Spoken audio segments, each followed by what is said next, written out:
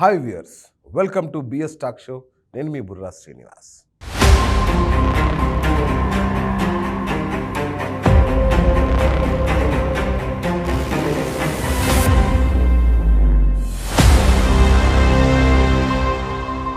RJ Shekhar Basha, Shekhar మామ అంటే తెలియని వాళ్ళు ఎవరు ఉండరు అనుకుంటా. బహుశా మన జంట నగరాల్లో ఎఫ్ఎం వినే వాళ్ళందరికీ కూడా అత్యంత చిరపరిచితుడు, సుపరిచితుడు.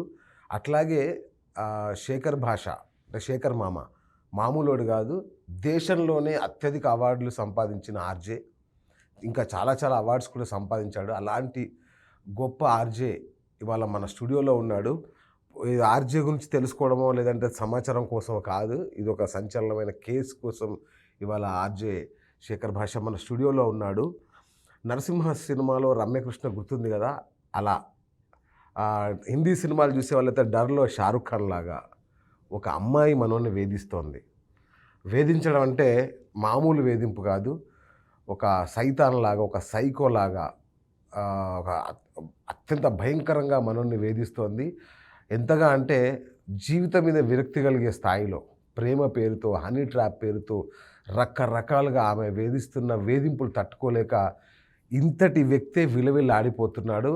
ఆ అమ్మాయి బారిన పడ్డ వాళ్ళు మనోడి 10వ నెంబరు 8వ నెంబరు బహుశా, అంటే అంతమంది ఉన్నారు. ఇంకా అంతకు ముందు ఇప్పుడు ఎంతమంది నడుస్తున్నారో కౌంట్ తెలీదు. మరి అలాంటి అమ్మాయి, ఒక అమ్మాయి నగరంలో తిరుగుతుంది. డీజే టిల్లులో చెప్పినట్టు సింహం బయట తిరుగుతోంది, జాగ్రత్తగా ఉండాలి మీరు. ఆ ఉద్దేశంతో శేఖర్ భాష అందరికీ ఈ విషయం తెలియాలి. అమ్మాయిల్లో కూడా ఇలాంటి వాళ్ళు ఉంటారు, ఇలా చేస్తున్నారు అమ్మాయిలు, ఇగో ఇట్లాంటి ప్రవర్తన ద్వారా మీ జీవితాన్ని నాశనం చేస్తారు అనే ఉద్దేశంతో అందరికీ తెలియాలి. ఎందుకంటే తను జర్నలిస్టే కాబట్టి సమాజానికి కొంత చైతన్యవంతం చేద్దాము అనే ఒక ఆలోచనతో ఇవాళ మన స్టూడియోలో ఆ అమ్మాయి గురించి చెప్పడానికి వచ్చారు. సో హాయ్ అన్న. హాయ్ హాయ్, ఎలా ఉన్నారు? బాగున్నాను. ఇంకొక విషయం చెప్పాలి, అసలు ఆ అమ్మాయి మేమిద్దరం కలిసి నటించిన ఒక వెబ్ సిరీస్లోనే అసిస్టెంట్ డైరెక్టర్గా, బహుశా ట్రైనీగా వచ్చింది అనుకో, ట్రైనీ డైరెక్టర్గా అట్లా వచ్చింది ఆ అమ్మాయి. ఆ అమ్మాయి అంటే మా ఇద్దరికి కూడా కనెక్షన్ ఉంది. అంటే నాకేం కనెక్షన్ లేదు, మనోడికి ఒక్కడితేనే. ఆ సీరియల్ ద్వారా మా ఇద్దరికి, బట్ కనెక్షన్ అంతా మనోడికే, నాకు సంబంధం లేదు. ముందే డిస్క్లైమర్ ఇది. సో మీకు గుర్తునే ఉంటుంది, ఆ వెబ్ సిరీస్ మా ఇంట్లో కూడా షూట్ ఇంట్లోనే షూట్ చేసాం మనం.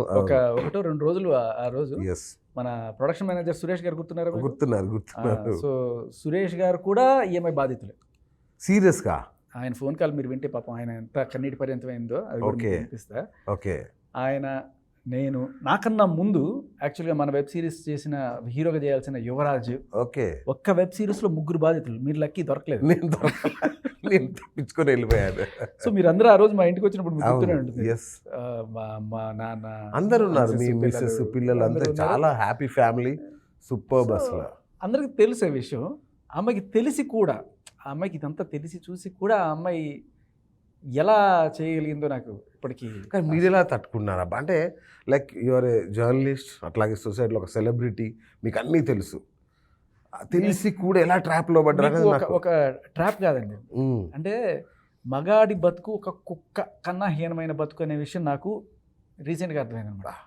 అంటే ఒక అమ్మాయి దారిలో ఏమి ఎక్కల మీతో నడుస్తూ ఉన్నట్టు అని చెప్పి గట్టిగా అరిచేసిందంటే మీరేదో తప్పు చేశారు, మిమ్మల్ని 100% బొక్కులు వేస్తారు, మనల్ని ఎవరైనా టార్చర్ చేశారని చెప్పి మనం పోలీస్ స్టేషన్కి వెళ్ళి కేసు పెట్టాలనుకుంటే అమ్మాయి మీద కేసు ఏం పెడతాం సార్ అంటారు. అదే అమ్మాయి వెళ్ళి ఏమీ లేకపోయినా కూడా మేము మీద కేసు పెట్టచ్చు హ్యాపీగా. అటువంటి సమాజంలో ఉన్నాం మనం. ఒక కేసు ఒకటి ఉంది తెలుసా, చట్టం. ఒక అబ్బాయి ఒక అమ్మాయి వంక తప్పుడు దృష్టితో చూసినా కూడా కేసు పెట్టవచ్చు అంట, దృష్టితో చూస్తే. అదొకటే కాదు ఇట్లా. అంటే ఇప్పుడు మీరు నేను జర్నలిస్టు, ఇంత పేరున్నాళ్ళు మీరే అనుకుంటాను. నేనేంటండి, ఎస్పీలు, పోలీస్ ఆఫీసర్లు కూడా ఏమీ చేయలేని పరిస్థితిలో కామ్గా ఉండే పరిస్థితి అనమాట. ఎందుకంటే జస్ట్ బికాస్ లేడీ విక్టిమ్ అనే కార్డు వాడడం. దీనికి తోడు ఆల్రెడీ ఒక సీజన్డ్, తనకు ఒక ట్రైన్డ్ ఈ విషయంలో. ఎలా అంటే 1, 2, 3, 4, 5, 6, 7 కేసులు నాకు తెలిసినవి, ఇంకా తెలియనివి మీ దగ్గరకు వచ్చేసరికి ప్రొఫెషనల్ అయిపోయింది ఆ అమ్మాయి బాగా. అది కాదన్న, అమ్మాయిని చూసి సైకోలా ఉంది, చాలా వికృతంగా అట్లా ఉంది. ఇవన్నీ ఎలా చేయగలుగుతుంది అమ్మాయి? మీరు ఈ మాట అన్నారు కదా, సీరియస్గా పెట్టుకుంటున్నారు. పర్వాలేదు, రానివ్వండి. బట్ నేను యాక్చువల్గా ఇక్కడ రావడానికి కూడా కారణం అంటే ఆల్రెడీ కొన్ని ఇంటర్వ్యూస్లో నేను ఆ విషయాలు చెప్పాను. బట్ ఒక విజిల్ బ్లోయర్గా నేను రైట్, ఇటువంటి ఈ అమ్మాయి ఒక్కతే కాదు, ఇలాంటి వాళ్ళు చాలా మంది మంది ఉన్నారు ఈ మధ్య society లో. కాలంలో. Honey trap. దీనికి ఒక ట్రైనింగ్ స్కూల్స్ లాగా కూడా ఉన్నాయి. ఎలా అంటే లైక్ మన విజయవాడలో కొన్ని, మన హైదరాబాద్లో కొన్ని, వీళ్ళు ఫేక్ మహిళా మండళ్ళు అని చెప్పి, అచ్చా. ఫేక్ హ్యూమన్ రైట్స్ అని చెప్పి, యాక్టివిస్టులు అని చెప్పి Okay. వీళ్ళు ఏం చేస్తారంటే ఏదో ఓ రకంగా నువ్వు వాడి దగ్గర నుంచి ఒకటి మిమ్మల్ని హనీ ట్రాప్కైనా గురి చేయాలి. అంటే మీరు ఆ అమ్మాయి అందం చూసి లోబడి ఆ అమ్మాయితో Right. ఏదైనా డేటింగ్కి వెళ్దాం అలాంటిది ఏదైనా చేసి ఉండాలి. లేదు మీకు సంబంధించిన సీక్రెట్లు ఫ్రెండ్లీగా ఆ అమ్మాయికి ఏమన్నా చెప్తే అవి పెట్టుకొని, ఆర్ ఎల్స్ మీకు తెలియకుండానే మిమ్మల్ని వీడియో రికార్డ్ చేయడం, సార్ అని చెప్పి మీతో ఉంటూనే మీ చుట్టుపక్కల జరిగే అసలు మీకు ఎవరైనా గర్ల్ ఫ్రెండ్ ఉంటే మీ గర్ల్ ఫ్రెండ్ని షూట్ చేయడము, మీ ఇద్దరు తిరుగుతున్నారన్న విషయం వేరే వాళ్ళకి చెప్తా, మీ అమ్మ వాళ్ళకి చెప్తా, లేకపోతే మీ ఆవిడకి చెప్తా, ఇలాంటి ఏదైనా కావచ్చు. సో బేసికల్లీ మీకు సంబంధించిన ఒక లోటుపాటు ఏదో ఒకటి ఆ అమ్మాయి దక్కించుకొని ఇక బెదిరించడం మొదలు పెడుతుంది అనమాట. ఒక ముఠా తిరుగుతుంది ఇలా. ఒక్క ముఠా ఏంటి సార్, చాలా మంది ఇదే పని వాళ్ళకి. సో బేసికల్లీ ఏంటంటే ఇంకొకటి ఏంటంటే అమ్మాయి అనే కార్డ్ని మనం ఎలా వాడుకోవాలి సొసైటీలో. రైట్. నేను అమ్మాయిని, అమ్మాయి జీవితం, ఒక ఆడపిల్ల జీవితం అన్యాయం చేసేస్తారా? నాకు న్యాయం కావాలి, నేను మహిళా మండలిని తీసుకొస్తాను, నాకు పోలీస్ సపోర్ట్ ఉంది, నేను పోలీసుల దగ్గరికి వెళ్ళి మాట్లాడతాను, ఇలా. సో ఇంకా 4-5 రకరకాల అంటే ఇప్పుడు ఏంటంటే ఇన్ని కేసులు పెట్టినప్పుడు విక్టిమో లేకపోతే ఏదో అని చెప్పి వెళ్ళినప్పుడు నాకు న్యాయం కావాలని చెప్పి కొంతమంది పోలీస్ ఆఫీసర్స్ చుట్టూ తిరిగి మేబీ దాంట్లో ఈ అమ్మాయి కొంతమంది హెల్ప్ చేసేవాడు కూడా ఉండొచ్చు. అమ్మాయి బాగుందో లేకపోతే ఇంకోటో అంటే మీకు నచ్చదు. కరెక్ట్. బట్ అలా ఎవరన్నా సరే కొంతమంది ఏమైనా ట్రాప్లో పడవచ్చు. అవును. వాళ్ళని కూడా బ్లాక్మెయిల్ చేసి వాళ్ళని రకరకాలుగా వాడుకునే ప్రక్రియ కూడా చేయొచ్చు. ఎందుకంటే నాకు తెలిసింది ఏంటంటే కొంతమంది పోలీస్ ఆఫీసర్ని వాడుకొని వేరే పోలీస్ ఆఫీసర్ని టార్గెట్ చేయడానికి కూడా ఆ ఇన్ఫర్మేషన్ తెప్పించుకోవడము, వాళ్ళు ఎక్కడికి వెళ్తున్నారు, ఏం చేస్తున్నారు, ఇన్ఫ్యాక్ట్ వాళ్ళ లొకేషన్లు చూడడానికి కూడా ఈ పోలీస్ ఆఫీసర్స్ని వాడుకుంటుంది అనే విషయం తెలియవచ్చింది అనమాట. మన హైదరాబాద్లోనే కొంతమంది పోలీస్ ఆఫీసర్స్ ఆమె ట్రాప్లో ఉన్నారు. My goodness. ఇది కాకుండా ఇంకా విజయవాడలో కేసు పెట్టింది యాక్చువల్గా. ఒకప్పటి కాకినాడ అడిషనల్ ఎస్పీ కూడా ఆ అమ్మాయి బాధితుడే. సో ఇలా తెలిసింది గోరంతా, తెలియంది కొండంత. ఎస్పీ లాంటి స్థాయి వ్యక్తి ఆమె వరలో పడ్డాడంటే మామూలు విషయం. ఆమె ట్రాప్. ఇది రకరకాలుగా ఉంటాయి సార్ ట్రాప్. ఇప్పుడు ఎలా అంటే ఇప్పుడు ఏదో ఒక రకంగా నేను మీతో ఉన్నాను అనేది క్రియేట్ చేయగలిగితే ఇప్పుడు రేపు అవును కదా ఏమైనా నీతో తిరిగింది కదా నువ్వే ఏదో చేసుంటావు. సర్కమ్స్టెన్షియల్ ఎవిడెన్స్ క్రియేట్ చేయడం అనేది ఫస్ట్ థింగ్ అనమాట. ఇప్పుడు ఎస్పీతో విషయం అనుకోండి, ఆయన ఫస్ట్ ఆఫీస్లో ఏదో రకంగా నాకు న్యాయం కావాలి సార్, నన్ను ఒకటి అన్యాయం చేశాడు సార్, ఆయన దగ్గరికి వెళ్తుంది. వెళ్ళిన తర్వాత అక్కడి నుంచి ఏదో రకంగా ఆయన్ని మాట కలపడానికి ట్రై చేస్తుంది. ఆయన వద్దన్నా కాదన్నా కూడా వాళ్ళ డ్రైవర్ల నంబర్లు, వాళ్ళ కానిస్టేబుల్ నంబర్లు తీసుకొని సార్ వచ్చారా, ఏం చేస్తున్నారు, ఎక్కడ ఉన్నారు, ఇలాంటివన్నీ కనుక్కోవడం. ఆయన ఎక్కడికైనా వెళ్తే తిరుపతి వెళ్తే ఈవిడ కూడా తిరుపతి వెళ్ళిపోవడం, సార్ నేను కూడా ఇవాళ తిరుపతి వచ్చాను సార్, అవునా అని చెప్పి ఏదో రకంగా ఆయన ఎక్కడికి వెళ్తే అక్కడికి వెళ్ళిపోవడం.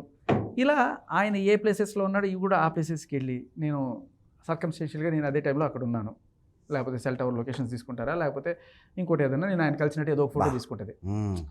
సో ఆ రోజు నేను అక్కడే ఉన్నాను. ఇవన్నీ పెట్టుకుని ఫైనల్గా ఈ నన్ను ఎక్కడ పడితే అక్కడ తీసుకెళ్ళాడు, ఈయన నన్ను రేప్ చేశాడు, దానికేం సాక్ష్యాలు ఉండవు. రేప్ చేసేవాడనేది తిప్పుకున్నాడు అనేది ఒక సర్కమ్స్టెన్షియల్ ఎవిడెన్స్ క్రియేట్ చేసేసి. సో బేసికల్ ఇదే అనమాట. ఇప్పుడు మన యువరాజు ఉన్నాడు, మన వెబ్ సిరీస్ మన ఇద్దరం కలిసి ఆ అబ్బాయి ఫస్ట్ వచ్చినప్పుడంట నాకు హాస్టల్లో ఫీజు కట్టుకోవడానికి డబ్బులు లేవు, నా అకామిడేషన్ ఏమన్నా చూస్తావా అంటే, సరే వచ్చే 2-3 రోజులు మా ఇంట్లో ఉండి 2-3 రోజులకి ఏదైనా ప్రాబ్లం లేదని చెప్తే అక్కడ ఆల్రెడీ ఆ అబ్బాయితో వాళ్ళ ఫియాన్సీ ఇద్దరు, వాళ్ళ ఫియాన్సీ ఈ అబ్బాయి కలిసి అక్కడే ఉంటున్నారు. సో అక్కడికి వెళ్ళి ఎక్కడ దొరుకుతాడని చెప్పి అదే కదా బేసికలీ వాళ్ళ ఉద్యోగం, వాళ్ళ బిజినెస్ ఇది దీని మీద బతుకుతారు వాళ్ళు.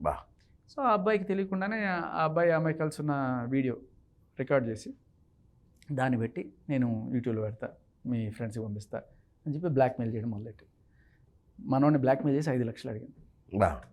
రెడ్ హ్యాండెడ్గా పోలీసులకు పట్టించాడు మనోడు. నేను డబ్బులు ఇస్తాను సరే వచ్చేయంటే, మన యూసఫ్ కూడా మెట్రో స్టేషన్ ఉంది కదా, రైల్వే స్టేషన్, అక్కడ దాకా పిలిస్తే ఆ అమ్మాయి పిలిస్తే అక్కడికి వెళ్ళాడు. వెళ్ళిన తర్వాత మనవాడు ఆల్రెడీ పోలీస్ కంప్లైంట్ ఇచ్చాడు కాబట్టి ఆ లేడీ కానిస్టేబుల్స్ అందరూ కూడా అక్కడే ఉన్నారు. పైకి వెళ్ళి పైన మెట్రో ప్లాట్ఫామ్ పైన అక్కడికి రమ్మంటే అక్కడికి వెళ్ళిన తర్వాత డబ్బులు తెచ్చావా, డబ్బులు ఇవ్వమంటే ఇదిగో డబ్బులు అని చూపిస్తే సరే తీసుకోవడానికి వచ్చినప్పుడు రైట్ తీసుకునేటప్పుడు రైట్ హ్యాండెడ్గా పట్టుకున్నప్పుడు అప్పుడు కూడా తప్పించుకోవడానికి రక్షించండి రెడ్డి కాపాడండి అమ్మాయిని ఒక ఆడపిల్లని ఇచ్చేసిస్తున్నారు అంటే అమ్మాయికి ఎలా తప్పించుకోవాలో అన్నీ వెల్ ట్రైన్. గట్టిగా అరుస్తుంటే ఏంటంటే ఆడపిల్లని ఇచ్చేస్తున్నారు అది అక్కడ కానిస్టేబుల్ కూడా ఉండేటప్పటికి ఇది చల్లలా ఇంకా గట్టి ఇది చేస్తుంటే 4 పీకి అక్కడ నడి రోడ్లోనే పట్టుకుని ఈడ్చుకొచ్చి అంత చేసుకుంది ఆ పిల్ల. అంటే అక్కడి నుంచి కూడా విడిపించుకొని పారిపోదాన్ని ట్రై చేసినా వాళ్ళు పోలీసులు ఈడ్చుకొచ్చి బై ఫోర్స్ తీసుకొచ్చి ఆ అమ్మాయిని పోలీస్ స్టేషన్లో అప్పగించారు. తీసుకొచ్చిన తర్వాత ఆ అమ్మాయి ఫోన్ 2 సీజ్ చేశారు. సీజ్ చేసిన తర్వాత మొత్తం డబ్బులు అడిగినట్టు కూడా రాసింది ఇందులో. మొత్తం ఆ ఫోన్లో నేను తీసాను, అది తప్పైపోయింది. ఇంకా తప్పు గీపోయి ఉంది, కేసే కదా. సో ఫైనల్లీ ఆ అమ్మాయి ఫోన్లో ఉన్న ఆ వీడియోని డిలీట్ చేయించి పోలీసులు కేసు కట్టేసి తర్వాత నెక్స్ట్ రోజు బెయిల్ ఇచ్చారు. బెయిల్ మీద బయటకు వచ్చి తిరుగుతుంది. సో బెయిల్ మీద బయటకు వచ్చింది, ఫస్ట్ హీరో అయిపోయాడు. మనోడు యాక్చువల్గా ఈ టెన్షన్ తట్టుకోలేక అంటే ఈ అమ్మాయి మేలో తీసిన వీడియో జూలై 12 దాకా అదిగో పెట్టేస్తాను బేరాలు, ఎక్కడికైనా వెళ్తే షాపులో ఏదైనా కొనుక్కోవడం, మళ్ళీ డైరెక్ట్గా డబ్బులు అకౌంట్లో పడేట్టు చూసుకోదు. చాలా తెలివైంది అంటే ట్రైన్ అని చెప్పాను కదా.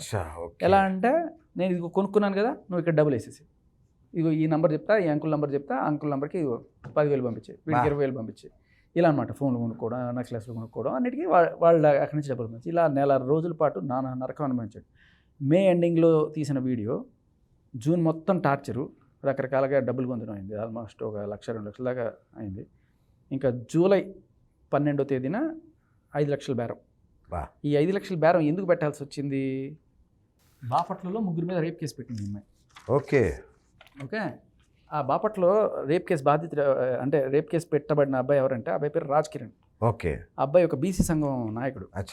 ఆయన ఎందుకు కలిసింది ఈ అమ్మాయి ఒకసారి అంటే, ఈ అమ్మాయి పూర్వాశ్రమంలో ఫస్ట్ మొగుడు మీద 498A కేసు పెట్టింది. 40 లక్షలు డిమాండ్ చేసింది, అది ఇంకా సాగుతుంది. అది ఉండగానే ఇంకొకటి పెళ్లి చేసేసుకుంది. ఆ అబ్బాయి ఫస్ట్ అబ్బాయి ఒరిస్సా, రెండో అబ్బాయి కర్ణాటక, బెంగళూరులో ఉద్యోగం చేస్తుంటే ఆ అబ్బాయిని పెళ్లి చేసుకుని తర్వాత ఆ అబ్బాయికి ఏదో మరి విషయం తెలిసిందో ఏదో, ఈ అమ్మాయి ఆల్రెడీ పూర్వాశ్రమంలో పెళ్ళైంది, ఇది మోసగత్తి అని తెలుసుకొని అబ్బాయి వదిలించుకొని పోవడానికి ట్రై చేస్తే ఆ అబ్బాయి మీద కేసు పెట్టింది. పోలీసులు ఆ కేసు తీసుకోలే.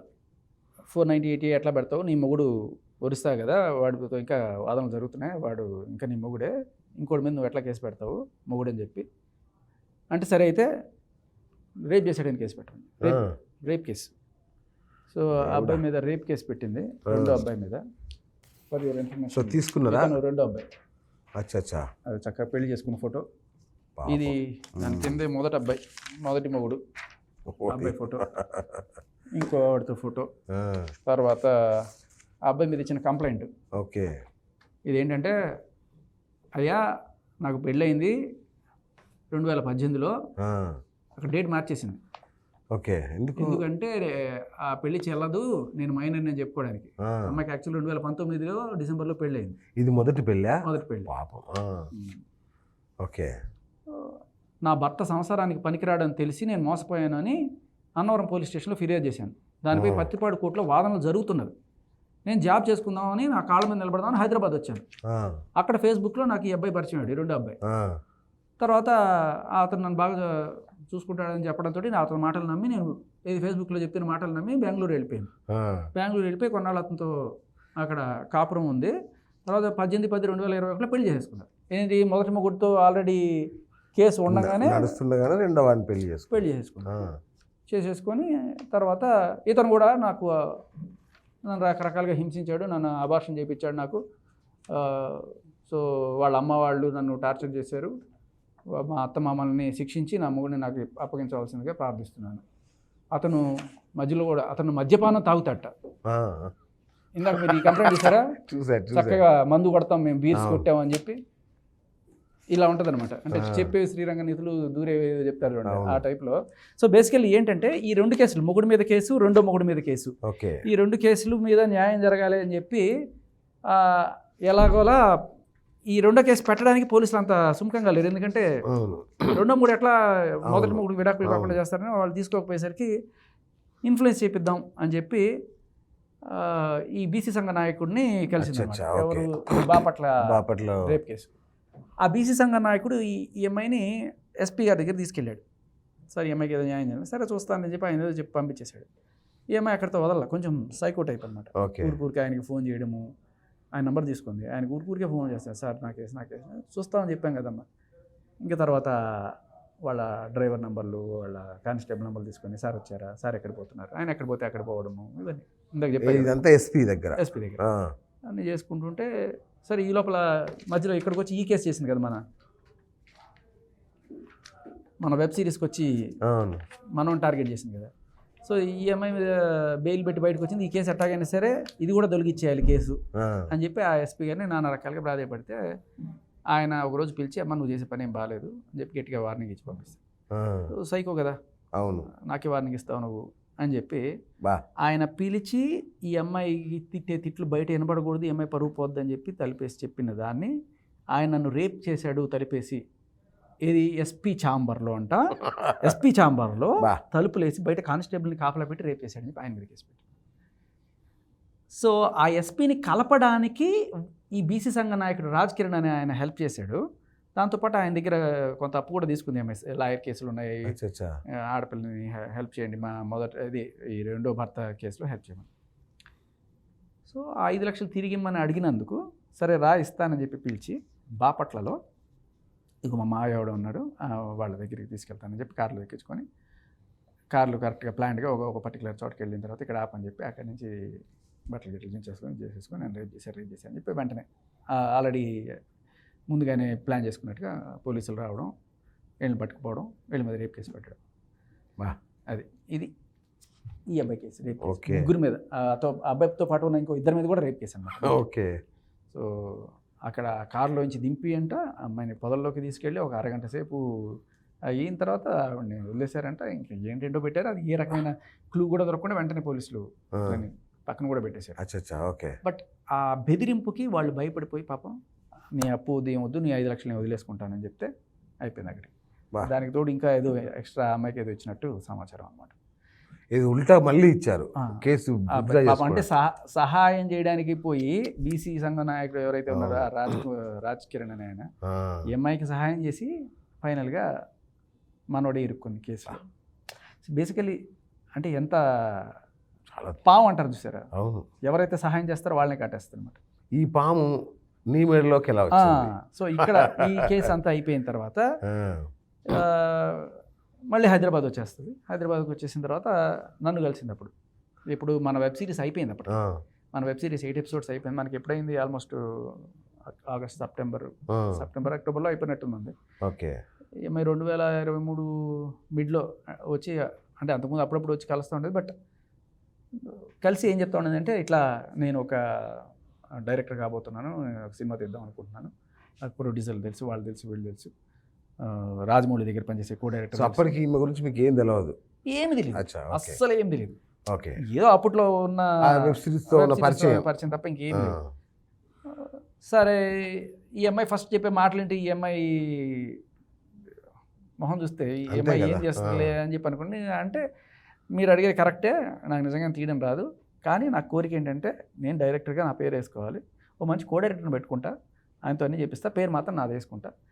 అంటే మరి అంటే నీ క్రెడిట్ లేకుండా నీకు ఎవరైనా ఎందుకు ఇస్తారంటే, ఎందుకు వేయాలి అంటే నేను ప్రొడ్యూసర్ తీసుకొస్తాను కాబట్టి. ఓకే. ప్రొడ్యూసర్ తీసుకొస్తా, 5-6 కోట్ల దాకా నేను పెట్టుబడి పెట్టిస్తాను అలా చెప్పేదన్నమాట. అప్పటికీ నేను ఏ పిచ్చివాడు వాడుతూ ఉంటుంది అనుకుంటా. ఆమె లిటరల్లీ ఫోన్ చేసేది నా ముందే, పెద్ద పెద్ద వాళ్ళకి ఫోన్ చేసి మాట్లాడేది. రాజమౌళి గారు కో డైరెక్టర్ అంటది, ఇంకో విజేంద్ర ప్రసాద్ గారి దగ్గర అసిస్టెంట్స్ అంటది, వీళ్ళందరూ నాకు తెలుసు అని చెప్తుంది. సో ఏదో రకంగా మొత్తానికి ఇప్పుడు మన వెబ్ సిరీస్కి ఎలా వచ్చిందో మనకి కూడా తెలియదు. అలాగే ఎక్కడో చోట ఒక శిబిరంలోకి వెళ్ళిపోతే ఏదో కాంటాక్ట్లు తీసేసుకుంటుంది. ఓకే. ఇప్పుడు ఎలా అంటే, ఇప్పుడు ఎస్పీ గారి శిబిరంలోకి వెళ్ళింది, ఆయన డ్రైవరు వీళ్ళు తీసేసుకుంటుంది. ఇంకా నాకు బయట ఏం చెప్పుకుంటుంది, ఎస్పీ మా మావయ్య అని చెప్తుందంట.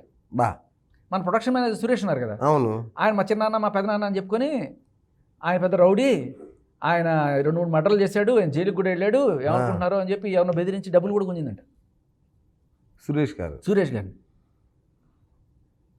ఆ దగ్గర డబ్బులు తీసుకొని ఆ 40,000 ఎంతో తీసుకెళ్ళి ఈ ఎస్పీ మీద చేతబడి కూడా చేయించడానికి ట్రై చేసిందండి. ఓడియం. సో అలా ఇవన్నీ నాకు తెలియక ముందు వచ్చి అలా చెప్తుంటే సరే మేము అప్పటికేదో ఒక స్టోరీ అనుకుంటున్నాం, ఒక స్టోరీ రాసుకుంటున్నాము.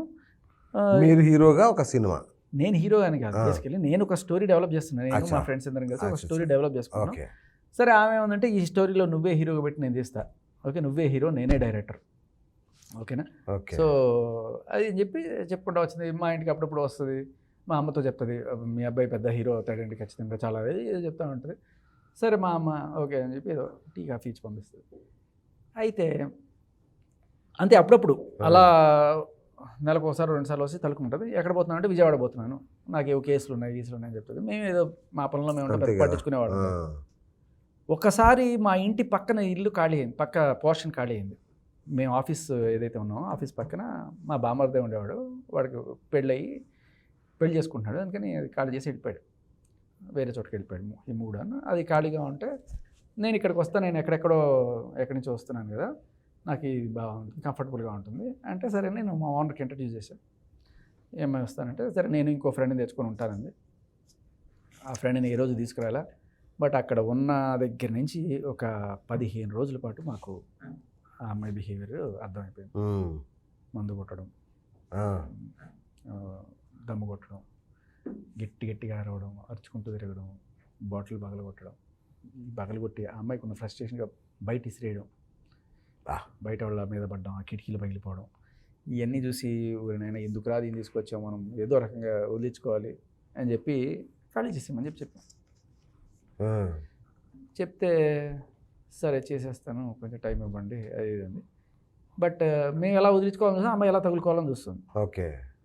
తర్వాత ఏం చెప్పింది, ఆ నెక్స్ట్ రోజు తాగేసి రోజు ఇదే పని తాగేసి, Guruji I love you Guruji, మీరంటే నాకు చాలా ఇష్టం గురూజీ, ఇంతమంది ఉండగా మీకోసం ఎందుకు వచ్చాను గురూజీ అంటే మనకు తెలియదు అప్పటికి, ఆల్రెడీ యువరాజు ఇలా చాలా ఉందని తెలియదు కదా.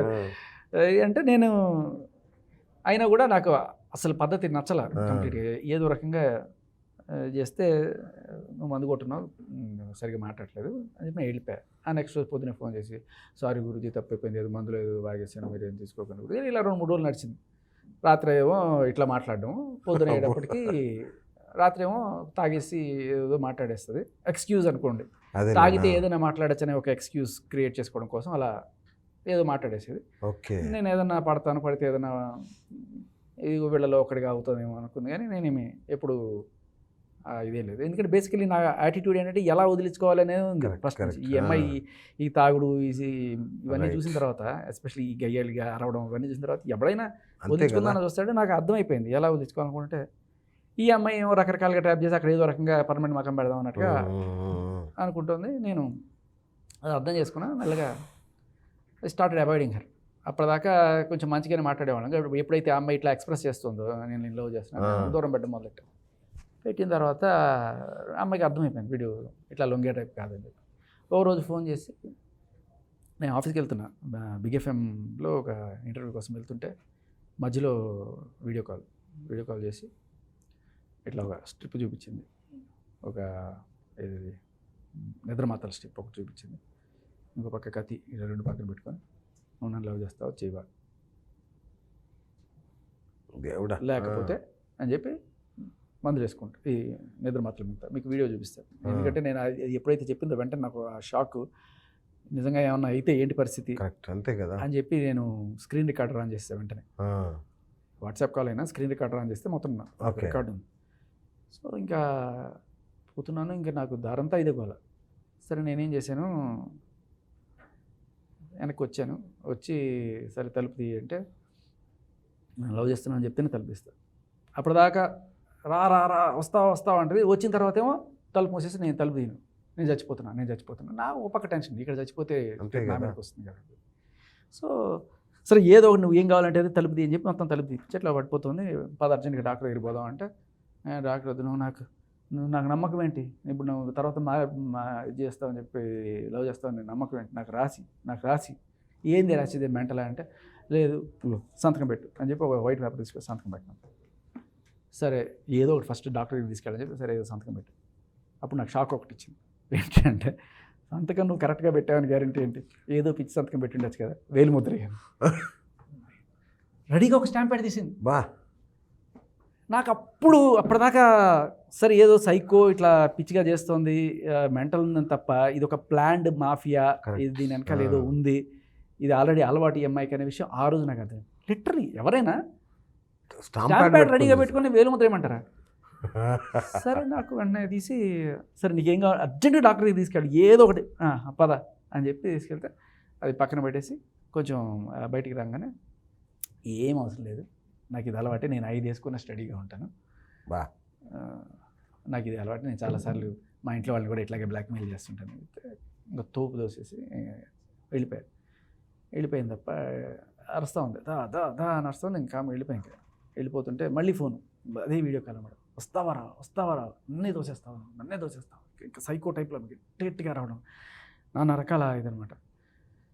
ఇక తర్వాత సాయంత్రం నాకు వీడియో కాల్ చేసి లెటర్ చూపించింది అనమాట. అమ్మాయి రాసేసుకుంది, అచ్చా నాకు వీడికి సంబంధం ఉంది, నేను వీడి పెళ్లి చేసుకుందాం అనుకుంటున్నాము, అది ఇది మొత్తం ఏదో రాసేసుకుంది. దాంట్లో ఆమెకి పెళ్ళి అయినట్టు, ఆ విషయం నాకు ముందుగానే చెప్పినట్టు, అయినా నేను ఒప్పుకున్నట్టు, ఇంకా ఏదేదో ఇంకా అన్నీ రాసేసుకొని, ఇది ఇప్పుడు నేను మీ ఇంటికి వస్తున్నా, వస్తావా, నేను మీ ఇంటికి రమ్మంటావా, మీ ఇంటికి వచ్చి మీ ఇంట్లో అందరి ముందు నేను పంచాయతీ, మీ అపార్ట్మెంట్లో అందరి ముందు పంచాయతీ పెడతాను. మీరైతే ఏం చేస్తారు ఆ టైంలో? ఒక మగాడిగా ఎట్లా ఉంటుంది ఒక పరిస్థితి? ఎందుకంటే నన్ను చాలామంది అడిగిన విషయం, ఎందుకు పోలీసులు చెప్పచ్చు కదా, పోలీస్ కంప్లైంట్ ఇవ్వచ్చు కదా. అరే పోలీస్ స్టేషన్కి వెళ్తే దిక్కు మొక్కు లేదు, 3 రోజులు ఒక కంప్లైంట్ తీసుకోవడానికి అక్కడ నాకు 3 రోజులు పట్టింది. తెలిసిన పోలీస్ ఆఫీసర్ని అడిగితే అమ్మాయి మీద కేసు పెడితే తీసుకో శేఖర్ అని చెప్పాడు ఆయన నాకు. సో అంతే కదా, నన్ను రేప్ చేసింది సార్ ఆమె అని కేసు పెడతా అంటే ఎవరు ఒప్పుకుంటారు? రేప్ కాదు, ఇట్లా బ్లాక్మెయిల్ చేస్తుంది ఇదని చెప్తే, ఇప్పుడు ఇదైనా కూడా రేప్ చేసిందని విన్నా, నిజమేనా? అంటే నాకు తెలిసిందా?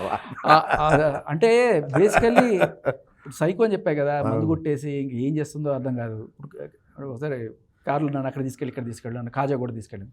నా జీవితంలో ఇప్పుడు కాజాగూడ తెలియదు అక్కడ ఏమంటే, ఆల్రెడీ అమ్మాయికి వీళ్ళలో ఎవరో 2-3 అక్కడ తీసుకెళ్ళిన అనుభవం ఉంది.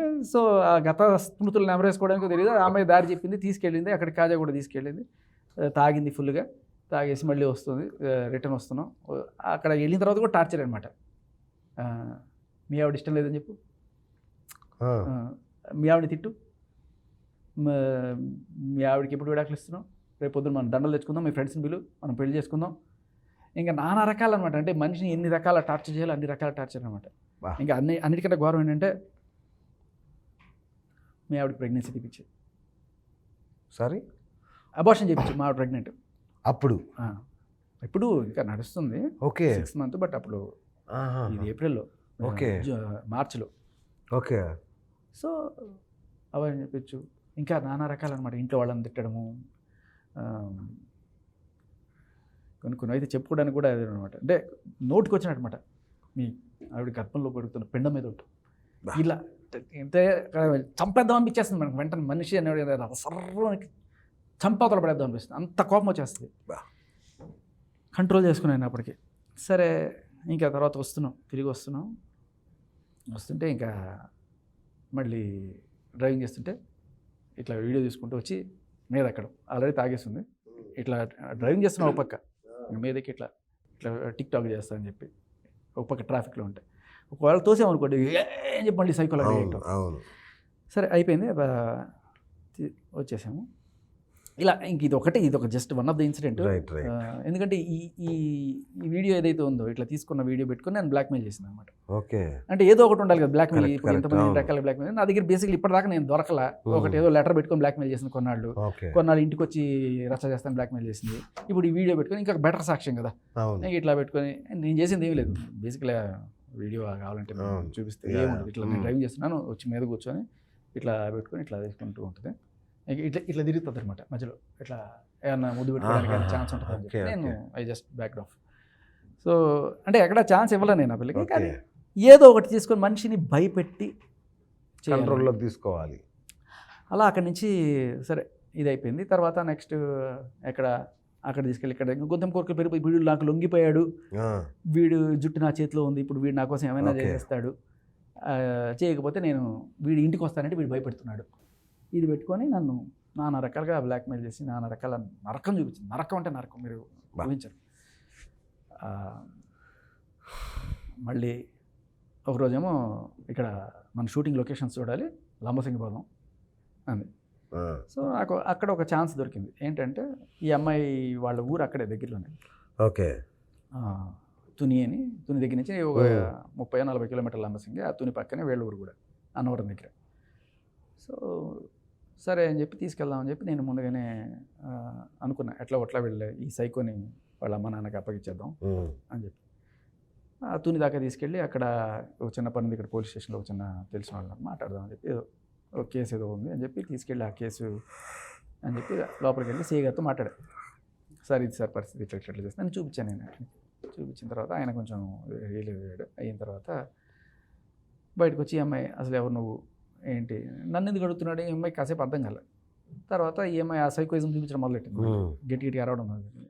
ఏమనుకుంటున్నావు, నేను అమ్మాయిని, నేను మేజర్ని, నేను ఎక్కడికైనా వెళ్తాను, ఎవరితోనే వెళ్తాను, నువ్వెవరు నన్ను అడగడానికి, ఇలా గట్టిగా అడగడం మొదలు. అక్కడ ఎస్ఐ గట్టిగా అన్నమాట, నీకు పెళ్ళయింది, అతనికి పెళ్ళయింది, మీ ఇద్దరు కలిసి ఇట్లా తిరుగుతుంటే దీన్ని ఏమంటారు, వ్యభిచారం అంటారు, తీసుకెళ్ళి ఇద్దరు లోపలేస్తాను, ఏమనుకుంటున్నావు అంటే అని చెప్పి గట్టిగా ఇచ్చాడు.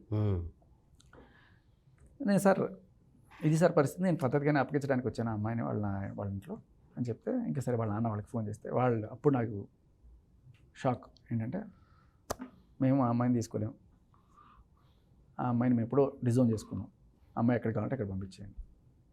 నాకు ఇంకేం అర్థం కాలేదు. ఇంటర్వెల్ బ్యాంగ్ ఇది.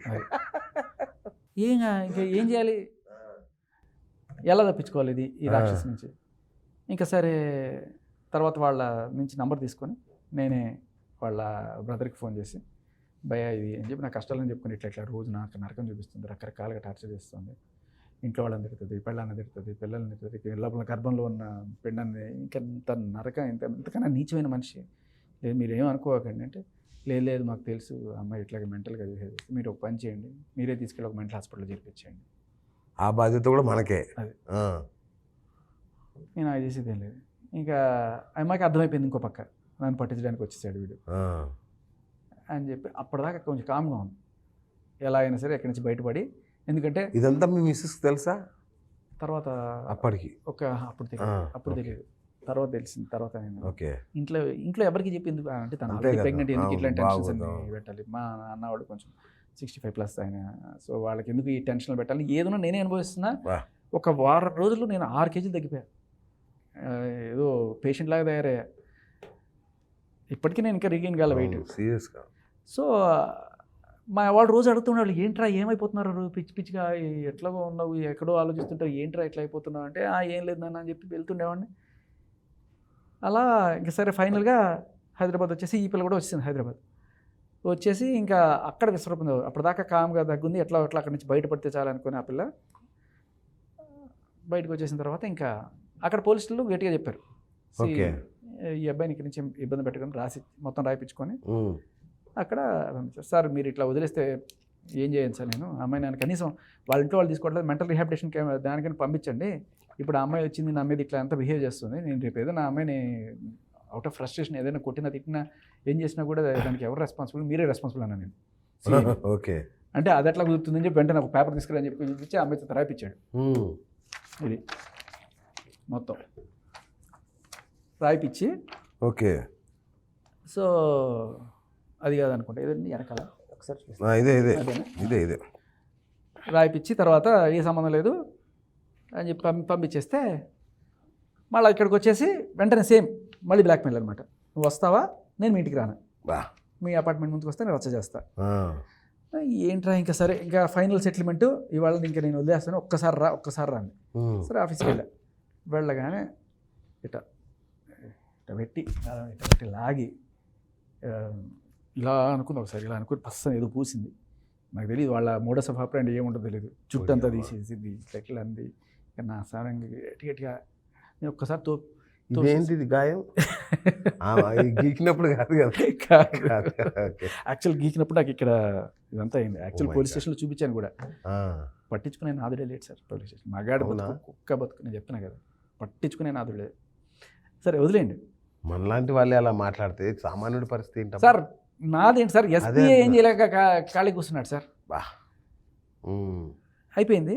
నేను అంటే ఈ విషయం ఒకసారి ఒక పోలీస్ ఆఫీసర్తో ప్రస్తావించా కూడా. ఉమ్. మీరు నన్ను అంటున్నారు మీ పోలీసులే ఇట్లా ఉన్నారు, వాళ్ళే ఏం చేసుకోలేదు అంటే, సార్ మీ పరిస్థితే బెటర్ సార్, పోలీసులకి ఇంకా దారుణంగా ఉంటుంది. అవును. పోలీసులే ఇంకా ఎక్కువగా ఇది చేస్తారు, వాళ్ళు ఎక్కువ బాధితులు, స్క్రూటనైజ్ అవును. చేస్తారు. చిన్న ఎలిగేషన్ వచ్చినా కూడా వాళ్ళ మీద డిపార్ట్మెంట్ లెక్క ఇవన్నీ చేస్తారు. ఉమ్. అందుకే మేమే ఎక్కువ జాగ్రత్తగా ఉంటాం మీకన్నా, మీకే ఉంది సార్ మీరు మీడియా ఆ. అని చెప్పి ఆయన కాస్త నాకు ధైర్యం చెప్పాడు. ఆ. తెలిసిన ఒక ఉమ్. ఆఫీసర్. సో అక్కడ అయిపోయింది. అక్కడికి వెళ్ళిపోయిన తర్వాత అక్కడ అమ్మాయి ఒక తోపు తోసేసి నేను అక్కడ బయటకు వచ్చేసాను. తలుపు తీసుకొని బయటకు వచ్చేసాను. తలుపు ఫుల్గా కూడా లేదు, ఇట్లా తలుపు తీసి లోపలికి వెళ్ళాను, ఇట్లా ఇట్లా అంతా చేసి ఒక తోపు తోసేసి ఇంకా వెనక్కి వచ్చేసాను. పరిగెత్తుకుని మెట్లు దిగి వచ్చేసాను. గట్టిగా అరుస్తుంది, నీ మీద రేప్ కేసు పెడతా అంటే, ఇప్పుడు నువ్వు పెట్టడం కాదు నేనే పెడతాను, ఏమైపోయినాయి నన్ను నమ్మినా నమ్మకపోయినా ఏదైతే అని నేను పోలీస్ కేసు పెట్టేస్తాను అని చెప్పి 100కి డయల్ చేస్తే, ఇంకా వెనక్కి తీసుకో పైనుంచి అరుస్తుంది గట్టిగా. సెకండ్ ఫ్లోర్, మేము కిందకి వచ్చేసాను. కిందకి వచ్చేటప్పుడు తీసుకోకపోతే నీ జీవితం పెంట చేసేస్తాను, నాశనం అయిపోతుంది, నీకు తెలియదు నా సంగతి, అది ఇది నడుస్తూ ఉందన్నమాట. నువ్వు ఏమైనా కానీ నేను పోయి జైల్లో కూర్చుంటే హాయిగా, నాకు అదే మనశ్శాంతి, ఇక్కడ నేను ఉండలేను, ఇంకా నా వల్ల కాదు అని చెప్పి బయటకు వచ్చేస్తుంటే, ఇంక ఈ లోపల మన పెట్రోలింగ్ వాళ్ళు ఫోన్ చేశారు. వచ్చారు, రాగానే ఇది ఎక్కడంటే నేను తీసుకెళ్తున్నాను. ఈ లోపల ఈ అమ్మాయి ముసుగు కట్టేసుకొని వెళ్ళిపోయింది. అక్కడి నుంచి వెళ్ళిపోతుంది. నేను గట్టిగా అరుస్తున్నాను, ఆమె వెళ్ళిపోయింది. ఇంకా పోలీసులు కూడా పట్టుకోలేక, పోలీసులు పట్టుకోలే. మన వాళ్ళు ఆడపిల్లని టచ్ చేసి ధైర్యం లేదు సార్, నేను చెప్పినా కదా. అయిపోయింది, వాళ్ళు లోపలికి వచ్చారు, తీసుకెళ్ళాను. అది మొత్తం సీన్ ఆఫ్ అఫెన్స్ మొత్తం రికార్డ్ చేసుకున్నారు. తర్వాత సాయంత్రం వచ్చి కంప్లైంట్ ఇవ్వండి సార్ అని చెప్పారు. ఇంకా సాయంత్రం పోలీస్ స్టేషన్కి వెళ్ళి నాకు జరిగిందంతా అంటే మీకు చెప్పింది కొంచెమే, మాటలే చెప్పాను మీకు, ఇంకా చాలా దారుణం, ఇంకా ఎంత దారుణం అంటే అంత దారుణం. మగాళ్ళే ఆడాళ్ళని రేజ్ చేస్తారని ఇప్పటిదాకా మీరు విన్నారు. అవును, అంతే. అది దానికి ఆపోజిట్లో కూడా జరుగుతాయి, కానీ మనకి ఏ చట్టాలు లేవు వాటికి. క్లియర్గా చెప్తారు వాళ్ళు, సార్ ఆడపిల్ల ఏమైనా చేసినట్టు మనం కేసు పెట్టలేము సార్. సార్ ఇప్పుడు బేసికల్లీ ఆడపిల్ల ఏమన్నా మనం చేసినప్పుడు మన బలానికి ఒక్క తోపు తోస్తే అవతల పడతారు, అంతే కదా. కానీ అది బేస్ చేసుకొని గట్టిగా అరిచి చుట్టుపక్కల వాళ్ళని బేస్తే సానుభూతి వాళ్ళకే ఉంటుంది, నేనే ఏదో చేశాను నమ్ముతారు. తర్వాత పోలీస్ స్టేషన్కి వెళ్ళి కేసు పెట్టినా నన్నే ఇది చేస్తారు. ఈ చట్టానికి ఈ చుట్టుపక్కల సమాజానికి భయపడి మనం మూసుకొని ఉంటున్నాం తప్ప బలం లేకపోతే తొయ్యలేక కాదు, అంతే కదా. సో మన ఇప్పుడు ఒకవేళ మగవాడు ఎవడైనా సరే బలం ఉపయోగించి అమ్మాయిని అత్యాచారం చేస్తాడేమో, కానీ ఆడపిల్ల అనే కార్డు పెట్టుకొని, సానుభూతి అనే కార్డు పెట్టుకొని, చట్టాలు అనే కార్డు పెట్టుకొని మగాడిని రేప్ చేస్తున్నారు వీళ్ళు, మగాడిని రేప్ చేస్తున్నారు వాళ్ళు. ఆ హ్యూమిలియేషన్ తట్టుకోలేక నేను లిటరలీ సార్ సిఏ గారి దగ్గర ఈ కంప్లైంట్ ఇచ్చినప్పుడు ఏడ్చాను కూడా, నేను నమ్మరు, ఆల్మోస్ట్ ఒక సెకండ్. ఏమంటారంటే సార్ వాళ్ళు ఎంత నమ్మరు సార్ బేసికల్లీ, అంటే ఇదే ఏదో తప్పు ఉంటుంది, ఇదే ఎవరైనా సరే అంతే. మగాడు కూడా నమ్మడు సార్, కరెక్ట్. కుక్క బతుకనమాట, అంటే అంతకు మించి నాకు కూడా నమ్మబుద్ధి కావట్లే. అదే అంటున్నా, ఇప్పుడు ఇవన్నీ ఉండకపోతే ఉన్నావు కాబట్టి ఖచ్చితంగా నువ్వు కూడా ఏదో చేసే ఉంటావు అమ్మాయిని అనేది నా. సార్ నేను హ్యాండ్సమ్గా ఉంటే నేను చేయడం ఏంటి సార్, వాళ్ళు ఏమన్నా ఉంటే మనం చేసిన ఒక అర్థం ఉంది కానీ అంటే మీ వంక అట్లా ఆకర్షితురాలయ్యి. పాయింట్ ఏంటంటే ఇవన్నీ పక్కన పెడితే నేను ఫస్ట్ నుంచి కూడా ఆ అమ్మాయిని ఎలా వదిలించుకోవాలి, ఎప్పుడైతే ఈ మందు ఇవన్నీ ఉందో దాన్ని ఈ సైకోయిజం ఫస్ట్ ఇవన్నీ కూడా పక్కన పెడితే తాగేసి గట్టిగా అరవడం, బాటిల్ పగల కొట్టేది, ఇట్లాంటి వాళ్ళని ఎవరైనా మీరైనా కూడా ఎవ్వరు కూడా ఛాన్సే లేదా వదిలించుకుందామనే చూస్తారు. సో నేను అప్పటికి చాలా జెంటిల్మెన్గా వ్యవహరించి వాళ్ళ అమ్మ నాన్నకి అప్పగించడానికి ట్రై చేస్తే కూడా నాకు అటువంటి రెస్పాన్స్ వచ్చిందంటే, అంటే అమ్మాయి సైకో అనేది చాలా క్లియర్గా ఎస్టాబ్లిష్ అవుతుంది. వాళ్ళ నాన్న వీడియో కూడా ఉంది ఒకటి, పోలీసులు వెళ్ళి వాళ్ళ నాన్నతో మాట్లాడినప్పుడు వాళ్ళ నాన్న మా అమ్మాయికి ఒరిస్సా సంబంధం చేసామండి, చేసిన తర్వాత 3 నెలలకి ఇదైపోయిందండి, అప్పటి నుంచి పిచ్చిగా బిహేవ్ చేస్తుంటుంది, మెంటల్గా బిహేవ్ చేస్తుంటుంది, చేయి కోసేసుకుంటానంటుంది, మా నిద్ర మాత్రలు మింగేస్తుంటుంది, సేమ్ ఏదైతే నా దగ్గర చేసిందో అది వాళ్ళ నాన్న చెప్పాడు అక్కడ. ఇది అందరి దగ్గర చేస్తుంది, ప్రతి ఒక్కరి దగ్గర ఇదే మోడస్ ఆఫ్ ఆపరేండి. అంటే నేను చచ్చిపోతా, నేను కోసుకుంటాను, ఫస్ట్ నీ దగ్గర నుంచి సానుభూతి తీసుకొని దాని దగ్గర నుంచి ఏదో ఒకటి నీ దగ్గర నుంచి లాగి నిన్ను బ్లాక్మెయిల్ చేసి నీ దగ్గర నుంచి డబ్బులు గుంజడమో లేకపోతే నేను వాడుకోవడము, నీ స్తోమతను బట్టి నీ గ్లామర్ని బట్టి డిపెండ్ అయి ఉంటుంది. సో అలా అక్కడికి ఇంకా ఆ రోజు కంప్లైంట్ ఇద్దామని పోలీస్ స్టేషన్కి వెళ్తున్న టైంలో కూడా లాస్ట్ పేజ్లో ఈ అమ్మాయి ఆల్రెడీ నాకు ఆ పోలీస్ ఆఫీసర్ తెలుసు, నాకు ఈ పోలీస్ ఆఫీసర్ తెలుసు, వాళ్ళందరితో చెప్పి నీ అంతా చూపిస్తా ఇది అని చెప్పి ఇక రకరకాల బెదిరింపులు. నేను బయటకు వచ్చేసిన తర్వాత నేను అది కూడా రాసేసా కంప్లైంట్లో. సార్ ఇలా నాకు పోలీస్ ఆఫీసర్స్ తెలుసు అని చెప్పి నన్ను బెదిరిస్తానని చెప్పి రాసి, తర్వాత నాకు ఎందుకో ఒక సెకండ్ పోలీస్ కంప్లైంట్ ఇస్తూ పోలీసుల మీద రాస్తే వాళ్ళు ఇది చేయరని చెప్పి ఆ ఒక్క పేజ్ మాత్రం పక్కన పెట్టేసి మామూలుగా వేరే రాసి నన్ను కాపాడండి అని చెప్పి రాస్తే ఆ పేజ్ పక్కన పడేసిన పేజ్ మా అమ్మకి దొరికింది. అప్పటిదాకా మా ఇంట్లో తెలియదు ఈ విషయం. నేను తిరిగి పోలీస్ స్టేషన్లో 6 గంటలకు వెళ్ళా, 11 గంటల దాకా కూర్చొని వచ్చా. ఏమీ జరగలే, కూర్చోమన్నారు అంతే, ఇంకేం ఉండదు. అక్కడికి ఎవరైనా లేడీస్ వచ్చారనుకోండి, చెప్పండమ్మా, రెస్పెక్ట్ తప్పులేదు, కానీ మగాడంటే అంత కుక్కలాగా చూస్తారు సార్, ఏమి జరగదు. తర్వాత ఇంటికి వచ్చిన తర్వాత మా అమ్మ నాన్న అందరూ కూర్చొని ఏం జరిగిందని ఏడుపులు గడవబ్బలు పెట్టి అంటే ఇంకా నేను మొత్తం రేపే చెప్పేసి చెప్పచ్చు కదా అంటే ఇంకెందుకు మీకు టెన్షన్ పెట్టడం అది ఆ రోజు మా మిస్సెస్తో కూడా అంతా చెప్పేసిన తర్వాత అప్పుడు నాకు ధైర్యం వచ్చింది. కొంత ధైర్యం అంటే ఎంత ధైర్యం అంటే సార్, ఇప్పుడు నా ఫ్యామిలీ నాతో ఉన్నప్పుడు ఇది ఏమైనా చేసుకొని ఇంకా ఎక్కడికి వస్తుంది, ఇప్పుడు రా లాగిపెట్టి కొడతానే, అంత ధైర్యం వచ్చింది. ఇప్పుడు లేకపోతే ఏమవుతుందంటే, ఇంతకుముందు మా ఇంటికి 2-3 సార్లు వచ్చింది, ఈ అమ్మాయి తెలిసిన అమ్మాయి వీడు ఏదైనా చేసి ఉంటాడని చెప్పి వాళ్ళు నమ్మినా నమ్మకపోయినా కూడా ఇది ఉంటుంది కదా. ఇప్పుడు వాళ్ళు నా ఫ్యామిలీ నాతో ఉన్నారు అన్న ధైర్యంతో ఇంకా నాకు సరే అని చెప్పి నేను నెక్స్ట్ రోజు మళ్ళీ పోలీస్ స్టేషన్కి వెళ్ళా. మా నాన్న వాళ్ళు కూడా తెలిసిన వాళ్ళతో వాళ్ళు వీళ్ళు చెప్పించారు. సరే ఆ కంప్లైంట్ తీసుకున్నారు మొత్తానికి.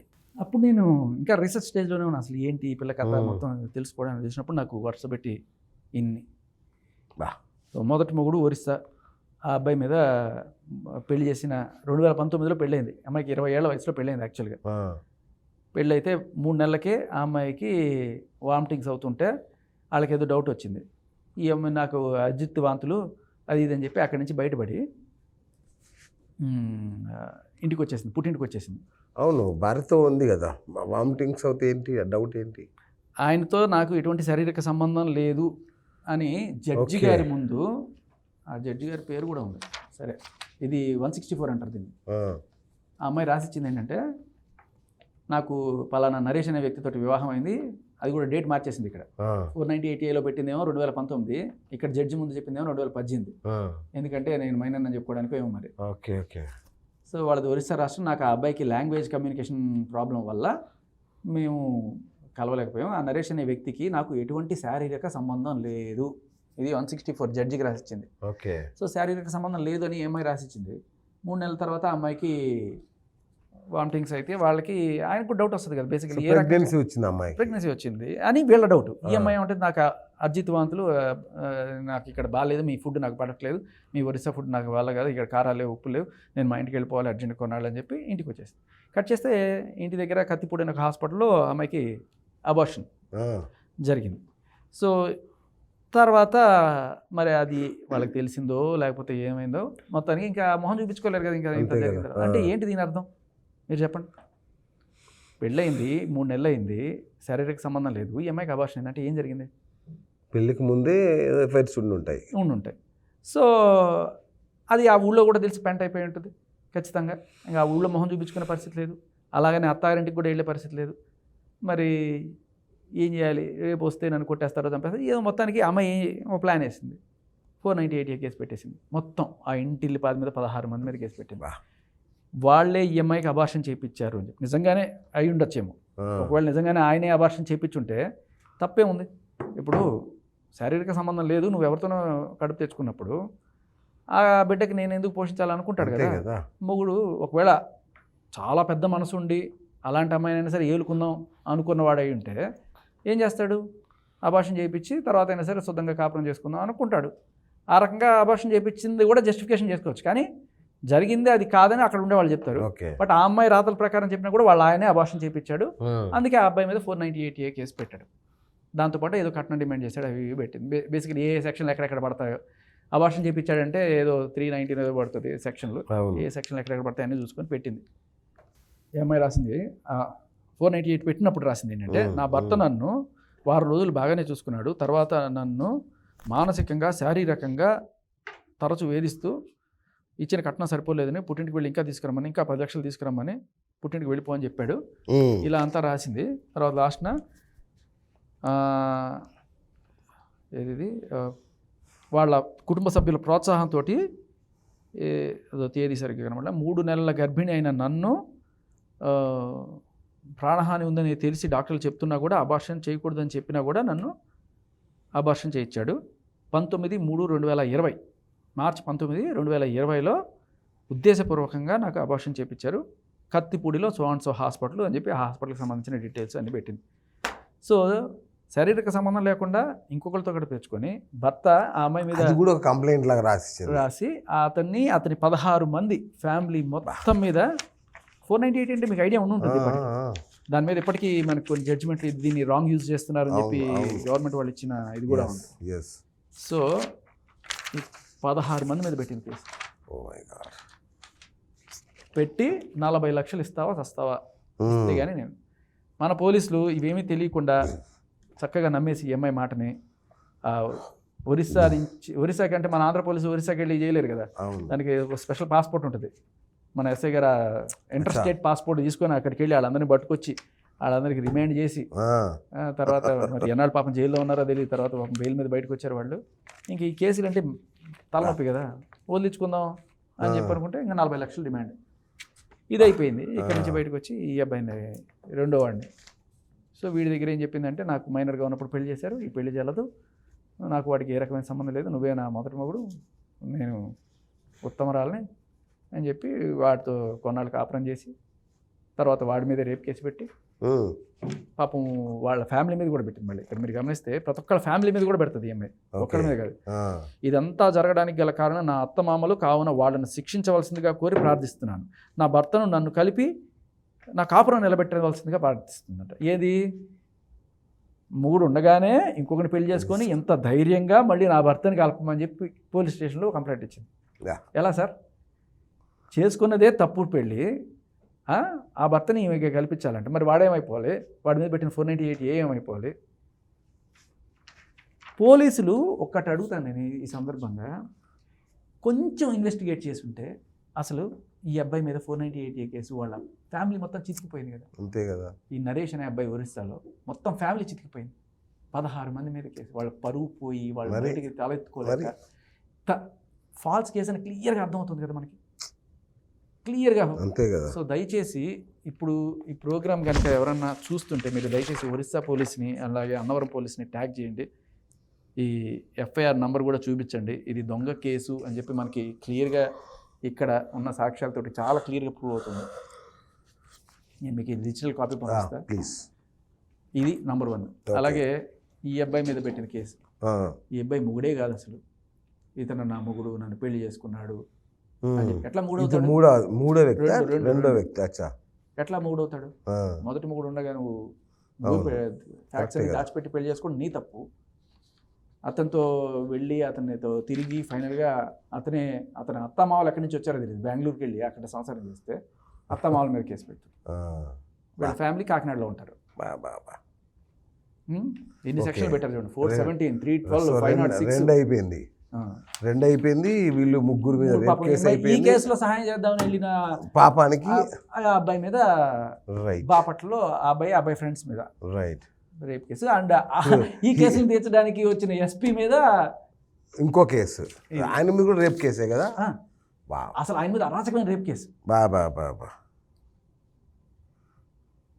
సో బేసికల్లీ ఈ అమ్మాయి నాతో ఒకసారి మాటల్లో చెప్పింది ఏంటంటే, ఎస్పీ మీద కేసు పెడితే ఎవరన్నా తీసుకుంటారు, ఆయన పోలీసు కదా అంటే. అవును గురూజీ తీసుకోరు, కానీ నేనేం చేశానంటే ఒక లాయర్ని పెట్టుకొని ఆయన ద్వారా నేను డీజీకి కంప్లైంట్, డీజీకి అదే డీజీపీకి కంప్లైంట్, అదిగో రాసింది కదా మీరు ఫస్ట్ చూడండి, గౌరవ మహారాజశ్రీ డీజీపీ.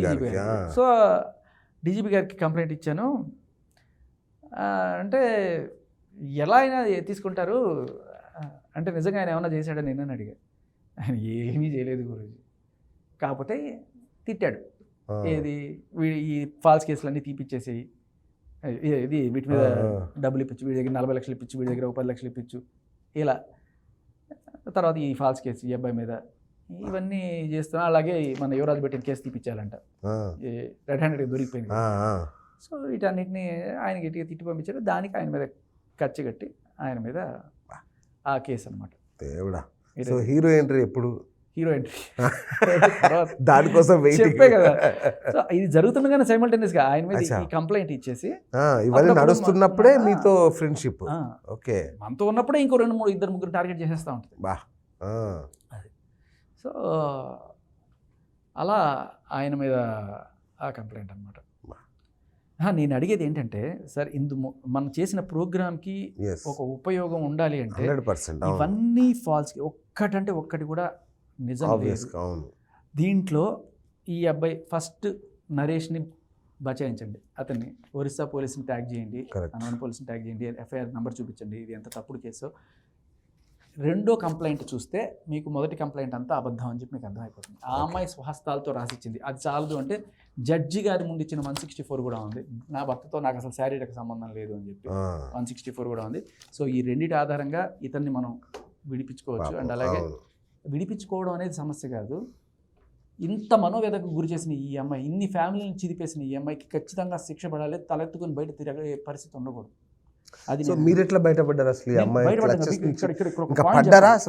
ఒక పాయింట్ చెప్పాలి మీకు. ఇది ఎలా పెట్టుకుంటారండి, ఎస్పీ మీద కేసు పెట్టారు, ఎట్లా తీసుకుంటారు నేను అడిగినప్పుడు అవును ఏవో 2-3 కాల్ రికార్డ్స్ ఏవో ఉన్నాయి, ఏదో సరదాగా మాట్లాడిన కాల్ రికార్డ్స్ ఏవో ఉన్నాయి, అవి బేస్ చేసుకొని నేను పెట్టాను. కానీ ఇదేంటంటే రేప్ కేసు, లిటరలీ అక్కడ రేప్ చేశాడు, ఇక్కడ రేప్ చేశాడు, ఆఫీస్లో రేప్ చేశాడు, అక్కడ తిరుపతి తీసుకెళ్ళి రేప్ చేశాడు, భోపాల్ తీసుకెళ్ళి రేప్ చేశాడు, ఇలా పెట్టి అసలు దానికి ఏ రకమైన సాక్ష్యాలు లేవు. ఏదో ఒక కాల్లో ఆయన ఏదో మాట్లాడాడు, ఏదో డబ్బులు ఏదో అడిగితే ఏదో పంపించినట్టున్నాడు. ఓకే. ఆ డబ్బులు నాకు ఎందుకు పంపించాడు, అందుకే పంపించాడు. ఓ గాడ్. సో బేసికల్లీ అలా పెట్టుకొని అమ్మాయి చేస్తే, నేను అడిగినప్పుడు అమ్మాయి చెప్పింది ఏంటంటే, నీ మీద ఆల్రెడీ పాత కేసులు ఉన్నాయి కదా, వాళ్ళు పోలీసులు ఎంక్వైరీ చేసేటప్పుడు అవన్నీ చూస్తారు కదా, చూసి ఎలా పెట్టారు, ఈ అమ్మాయి అసలు కేసు పెడితే ఎలా తీసుకున్నాను అంటారు కదా. అంటే అమ్మాయి చెప్పింది ఏంటంటే, డిఐజీ చెప్పారు పాత కేసులే, దాని సంగతి మనకు అవసరం లేదు, ఈ అమ్మాయి ఇప్పుడు పెట్టిన కేసులో పూర్వపరాలు ఆలోచించండి అంతే, పాత కేసుల సంగతి మనకెందుకు, దీంట్లో ఆయన చేశాడా లేదా అదే కదా మీరు డిసైడ్ చేయాల్సిందని చెప్పి ఎంక్వైరీ ఆఫీసర్ చెప్పాడు అని ఈఎంఐ నాకు చెప్పింది. అయితే ఇక్కడ నేను అడిగేది ఏంటంటే, పాత కేసులు చూడొద్దు, ఇప్పుడున్న కేసు మాత్రమే చూడాలి అనేదే నిజమైతే, ఇప్పుడు రెండో వాడి కేసు చూడకపోతే మొదటి వాడి నిర్దోషం మనకి ఇప్పటికి కూడా తెలియదు. ఈఎంఐ ఇంత బరితెగించి తప్పులు పెడుతుంది అనే విషయం మనకు తెలియదు. రెండో కేసు చూస్తేనే కదా మీకు మొదటి కేసు కూడా తెలిసేది, మొదటి కేసు చూస్తేనే కదా రెండో కేసు వాళ్ళలో ఉండేది తెలుస్తుంది. సో చాలా తప్పంటున్నాను ఆ విషయం.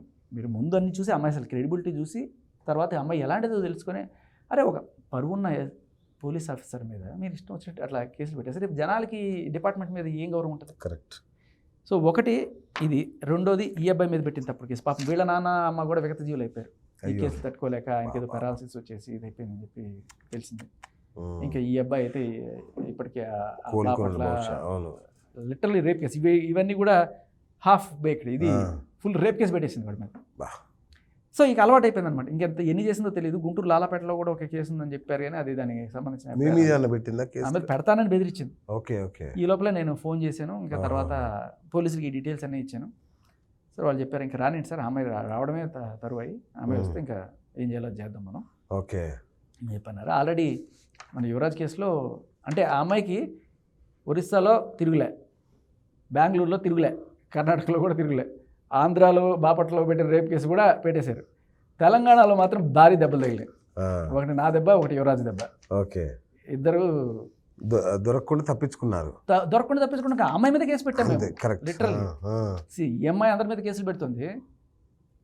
తెలంగాణ, కర్ణాటక, ఒరిస్సా, కర్ణాటక అన్ని స్టేట్లు కవర్ చేసింది.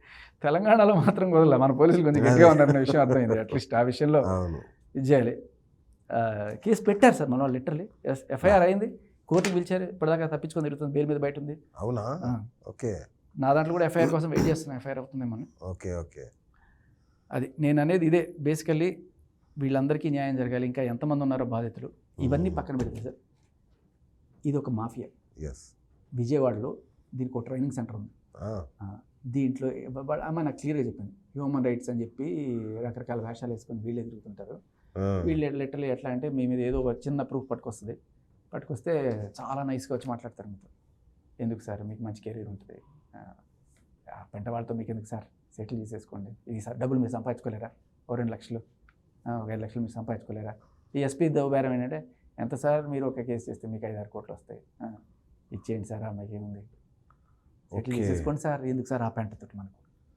ఇలాంటి చక్కటి చాలా ఫ్రెండ్లీగా వాళ్ళే వచ్చి మనతో మాట్లాడి డబ్బులు సో తక్కటేస్తారు ఫస్ట్ రాగానే. వీడు ఎంత ఇవ్వగలరు, వీడు ఏం చేయగలరు, వీడి జీతం ఎంత, వీడి కెపాసిటీ ఏంటి, వీడి ఆస్తి ఏంటి అని చూసుకొని వీడిని ఎంత అడగచ్చు. సో ఇది ఒక టీం ఉంటుంది అనమాట. ఈ టీం వాళ్ళు ఎప్పుడు పాపం సహకరిస్తూ ఉంటారు వీళ్ళకి. ఇప్పుడైతే ఈ అమ్మాయి బెదిరిస్తుందో మనం ఒప్పుకోలేదు అనుకో, వెంటనే మహిళా మండలిని తీసుకొస్తా ఉంటుంది. మహిళా మండలి ఎవరు ఇక్కడ ఒరిజినల్ వాళ్ళు ఎవరు రారు, నీకు తెలిసిన పూర్వాశ్రమంలో ఉన్న వాళ్ళు ఎవరు ఉన్నారు పట్టుకొచ్చేసి ఏమనుకుంటున్నారు వీళ్ళు భయపడిపోతారని. అంతే కదా. సో ఫస్ట్ వాళ్ళు చాలా చాలా నైస్గా మాట్లాడతారు. ఇదొక బేసికలీ ఇది ఒక దందా స్టైల్ అనమాట. ఓకే. అందరం కష్టపడి ఏదో డబ్బులు సంపాదించుకుంటే వీళ్ళు ఇలా చాలా ఈజీగా డబ్బులు సంపాదించుకోవడం కోసం మొదలెట్టారు. వీళ్ళు ఎలా ఉంటారంటే అసలు మీకు ఏ రకమైన డౌట్ రాకుండా చాలా నైస్గా మీ శిబిరంలో ఎప్పుడు ఎలా దూరారో మీకే తెలియదు. ఓకే. తల్లో 4 మారిపోతారు. మీకు ఏ పని కావాలంటే నేనున్నాను గురించి, చెప్పండి గురించి, అక్కడికి వెళ్ళాలా, షూట్ చేయాలా, ఇది చేయాలా, నేను చేస్తాను అని చెప్పి మీ వస్తువులు నేనే పట్టుకుంటాను, మీకు హెల్ప్ చేస్తాను, మీకు ఒక ఫ్రీ పర్సనల్ అసిస్టెంట్ వచ్చినట్టు బిహేవ్ చేస్తూ ఉంటారు అనమాట. Okay okay okay. సో ఎక్కడో అంటే అబ్బా మన మనిషేరా అని చెప్పి మనం అన్నీ చెప్పేస్తూ ఉంటాం, అన్నీ ఇచ్చేస్తూ ఉంటాం. ఏదో ఒక దాంట్లో మీరు దొరుకుతారు. అప్పుడు పెట్టుకుంటారు 1, 2, 3 ఎన్ని దొరికితే అన్ని పెట్టుకుంటారు. పెట్టుకొని ఎప్పుడు కొట్టాలో అప్పుడు కొడతారు. చాలా చాలా చాలా డేంజరస్గా ఉంది కదా వ్యవహారం. ఈ మాఫియా ఇది ఒక్కటే కాదు, ఇది చాలా చోట్ల జరుగుతున్నాయి. ఇట్లాంటి అమ్మాయిలు ఇలా మొగుడిని వదిలేసి వచ్చి వాళ్ళ మీద కేసులు పెట్టి ఏదో రకరకాల కారణాల వల్ల. సో మీ ఫ్యామిలీ మీకు ఎంత బ్యాకింగ్ ఉంది ఇప్పుడు? ఇప్పుడు ఐఎమ్ హ్యాపీ. మా ఫ్యామిలీకి తెలియడం, ఇన్నాళ్ళు తెలిస్తే ఏమైపోతారో నేను బాధపడినంత కాలం నేను లొంగున్నాను. ఒక్కసారి ఓపెన్ అయిపోయిన తర్వాత ఏమైనా చేసుకో, నా ఫ్యామిలీ నాతో ఉంది చాలు. ఓకే. మీరు ఆమెతో ఏమన్నా పార్టిసిపేట్ చేశారా శృంగారంలో కానీ అట్లాంటి ఏమన్నా? శృంగారం ఏంటి సార్, ఆ అమ్మాయి రేప్ చేయడానికి ట్రై చేస్తున్నారు. Okay okay right. మామూలుగా కాదు సార్ అది సార్, అంటే అసహ్యకరమైన మనిషి అంతే. ఓకే. ఎవరు అట్లాంటి వాళ్ళతో గింగారాలు చేయాలనుకో, ఓకే, ఎలా తప్పించుకోవాలనే ఆలోచిస్తారు. Okay okay okay. అంతే. మా ఫ్యామిలీకి నా ఫ్యామిలీ సపోర్ట్ లేనంత అంటే సపోర్ట్ కూడా కాదు, తెలిస్తే వాళ్ళు లేనిపోని అపోహలకు గురి అవుతారు, లేకపోతే అనవసరం టెన్షన్ పెద్దవాళ్ళకి అనుకున్నంతసేపే, లేకపోతే నథింగ్. అది ఓకే. సో మొత్తానికి మీకు ఏదైనా వింటారంటే మన సురేష్ గారు, మన ప్రొడక్షన్ మేనేజర్, ఆయన మాట్లాడిన ఒక కాల్ వినిపిస్తాం, మీకు అర్థమవుతుంది ప్లీజ్. గుర్తుపెట్టారా వాయిస్? నేను వేరే ఫంక్షన్ లో ఉన్నానండి ఈరోజు.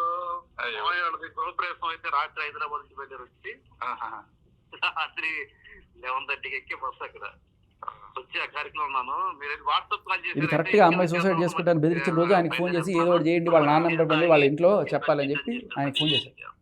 అర్జెంట్ అంటే అర్జెంట్ లాంటిదే సార్. ఉంది కదా మీకు అమ్మాయి, తర్వాత మనతో స్క్రిప్ట్ రాస్తుంది కదా, కొంచెం సైకో లాగా చేస్తుంది. స్లీపింగ్ పిల్స్ మింగుతానంటది, ఇంకా రకరకాలు చేస్తుంది. ఇవాళ అయితే మరి టూ మచ్ అయిపోయింది. స్లీపింగ్ పిల్స్ ఏమండి, నేను ఆ అమ్మాయి మంచిదని చెప్పేసి నేను కూడా దగ్గర తీసి మా ఇంట్లో గుంటూరులో అర్ధరాత్రి వస్తే మా ఇంటికి వచ్చి మా అమ్మ ఇద్దరే ఉంటారు, ఎవరు ఉండరు. ఆ అమ్మాయి ఇంట్లో 3 రోజుల నుంచి అట్లానే బండి ఎంతో ఇదిగా చూసుకున్నా. ఆ అమ్మాయి లాస్ట్ నాకే ఇదైపోయింది. కాదు, నాకేమనిపించిందంటే ఇప్పుడు కనీసం వాళ్ళ అమ్మ వాళ్ళకైనా చెప్పాలి కదా. ఇప్పుడు ఏదైనా అయిపోతే చెప్పడానికి నాకు నంబర్ కూడా లేదు. అందుకే మీకు ఏమన్నా నంబర్ తెలిసేమో వాళ్ళ అమ్మ వాళ్ళ నంబర్. అప్పుడు నేను ఏదైనా అమ్మాయి నీకు ప్రాబ్లం ఉంటే చెప్పు, వాళ్ళ ఫాదర్ తో మాట్లాడిచ్చింది, వాళ్ళ అమ్మతో ఫోన్ లో మాట్లాడిచ్చింది, అంతా బాగానే ఉంది. నాకు ఎప్పుడు నెంబర్స్ కానీ ఏమి ఇవ్వలా. నేను ఆ అమ్మాయికి సేవ్ లాస్ట్ గా అమ్మాయి నాన్న అంటే నేను ఎంతో ప్రేమగా చూసుకున్నా. లాస్ట్ మీతో మాట్లాడిన తర్వాత నేను అప్పటి నుంచి ఈ మధ్య నాకు కాల్ చేసింది. గుంటూరు లాలాపేట పోలీస్ స్టేషన్ కి వచ్చిందంట. వచ్చి కంప్లైంట్ నా మీద ఇచ్చారు, డబ్బులు ఇవ్వకుండా ఏదో జరిగి నాకు ఫోన్ చేస్తే కూడా ఇంకా నా మీద అనవసరం అని చెప్పేసి నేను ఇంకా ఆ అమ్మాయితో పట్టించుకోవడం అనవసరం అనిపించింది. నాకు మెసేజ్ పెట్టింది, గురూజీ నన్ను ఇంత మోసం చేస్తున్నారు, మీరు రావాలి అని చెప్పేసి. అందుకని నేను పట్టించుకోదలుచుకోవాలి. నాకెందుకు కొంచెం తేడా అనిపిస్తే ఇంక నేను మామూలు తేడా కాదు సార్, మామూలు తేడా కాదు, అది నిజంగా పిచ్చి సార్, మెంటల్ ఉంది. మెంటల్ ఉంది సార్. ఏమండి నేను ఎవరినైనా ఒక మనిషిని ఆ విధంగా మాట్లాడినంటే ఎంతో ఎదుగుంటే మాట్లాడతాను. లేదా నేను ఎవరి గురించి మాట్లాడను. తెలుసు కదా. నాది అమ్మాయితో కొంచెం నాకు తేడా కనపడి నాయన ఈ అమ్మాయితో కొంచెం డేంజర్ దూరంగా ఉంటాం బెస్ట్ అని చెప్పేసి నేను ఇంకా దూరంగా ఉంటాం మొదలు పెట్టానండి. అందుకని మీకు ఈ విషయాలు కూడా చెప్పా. ఎందుకంటే నన్ను ఎప్పుడైతే నన్ను రౌడీగా వాళ్ళ మధ్య చిత్రీకరించి నాకు నేను మటర్లు చేసి జైలుకి వెళ్ళి నా మీద గట్టిగట్లు ఇవన్నీ ఎప్పుడు చెప్పిందో అప్పటి నుంచి నేను ఇంకా అమ్మో డేంజర్ రా బాబు ఈ అమ్మాయితో అని చెప్పేసి నేను దూరంగా ఉండటం మొదలు పెట్టాను. అందుకనే అమ్మాయి మౌనిక అమ్మాయి నువ్వు 40,000 కూడా ఇప్పించేవాడికి వేరేవాడి కంటే సార్ ఆ 40,000 నా పర్సనల్ కాదు, ఆ అమ్మాయి వేరే ఆయనకి చేతపడి చేయడానికి తీసుకెళ్లి ఇచ్చింది అని చెప్పింది అమ్మాయి నాకు. ఆ మాట చెప్పిన తర్వాత వామ్మో ఈ అమ్మాయితో డేంజర్ అని చెప్పేసి అప్పటి నుంచి నేను దూరంగా ఉంటాను. అందుకనే మీకు ఆ విషయాలు చెప్పా. అంటే మీరు మాట్లాడింది నేను ఎందుకు ఆయన ఎవరి మీద ఎస్పీ మీద కేసు పెట్టి ఏదో లాయర్ పెట్టుకొని అక్కడ విజయవాడ పోతా వస్తుంది ఎందుకు ఇట్లాంటి వెంటనే చేసుకుంటావు? ఆయన ఏం చేశాడు ఎందుకంటే ఆయన మంచోడే, కానీ ఆయన ఏడిపిస్తే నాకు సరదా. నాకు అంటే చాలా తప్పు చేస్తున్నావు, అటు పనులు అన్ని చేయకు అంటే ఇంకా ఆమె వైలెంట్ గా రియాక్ట్ అవుతుంది. సీరియస్ అయిందా? నేను మీ ఇంటికి వచ్చి కోసుకుంటా, మీ ఇంటికి వచ్చి మీ అమ్మ వాళ్ళ ముందు కోసుకుంటా పెళ్లి చేసుకున్నావు, నన్ను రేప్ చేసేవానికి ఇది చేస్తా అని చెప్పి నన్ను బెదిరిస్తుంది. అమ్మ బాబోయ్, మిమ్మల్ని కూడా బెదిరించింది లాస్ట్ కి. అది ఏమంటే దూరంగా ఉంటాం బెస్ట్ అండి. దూరంగా కాదు సార్, మా కర్మ కాదు. ఇప్పుడు ఆఫీస్ లో ఉంది మన ఇక్కడ ఒక చిన్న ఆఫీస్ తీసుకున్నాం మనం ఎదురుగా. ఏదైనా ఏం చేసినా కూడా మంచి ప్రాణమే కదా. ఇప్పుడు స్లీపింగ్ పిల్స్ మింగి ఇట్లా నెత్తి తెచ్చుకుంటే నాకు ఎవరికి చెప్పాలి అర్థం కావట్లా. ఇక్కడ ఎవరో వాళ్ళ అక్క బావ ఉన్నారంటది, వాళ్ళ నంబర్ కూడా అక్క బావ అని చెప్పింది, ఒకళ్ళ నెంబర్ కూడా నాకు ఇవ్వలేదండి అసలు. నాకు ఎవరి నెంబర్లు ఇవ్వాల, వాళ్ళ ఫాదర్ నెంబర్ కూడా నాకు ఇవ్వాల. అది యువరాజుకి ఏమన్నా తెలిసేమో, యువరాజుకి ఫోన్ చేస్తుంటే యువరాజు కూడా ఎత్తట్లా. వాడు నాకు వాళ్ళ నెంబర్స్ కానీ ఎవరి కానీ ఇవ్వలేదండి. ఈ అమ్మాయి ఒకటే నాతో మాట్లాడేది. ఎవరిని పట్టుకుంటే తెలుసా అంటారు, పోనీ అదైనా చెప్పండి. వాళ్ళ మొత్తం వింటాను నేను. 11 నిమిషాలు ఉన్నట్టుంది కదా, నేను నాకు పంపించండి, నేను ప్లే చేస్తాను. చాలా దారుణంగా ఉందిగా.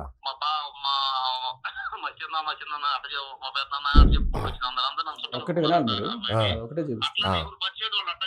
ఇప్పుడు టార్జన్ ఉన్నారు కదండి, టార్జన్ ఆ రోజున నందమూరి తారకరత్న వెతకరం రోజు ఆయన పరిచయం చేశా. ఆ రోజు నుంచి ఆయన పట్టుకుంది బాబాయ్ ఆయన అంటుంది. అందరూ ఎస్పీ మావయ్య, ఈయన పెదనాన్న, ఆయన బాబాయ్, వాళ్ళందరికీ అట్లా బయట వాళ్ళందరికీ అట్లా చెప్పుకుంటారు అనమాట. వాళ్ళ పేర్లు చెప్పుకుని బయట వసూలు చేస్తా ఉంటారు.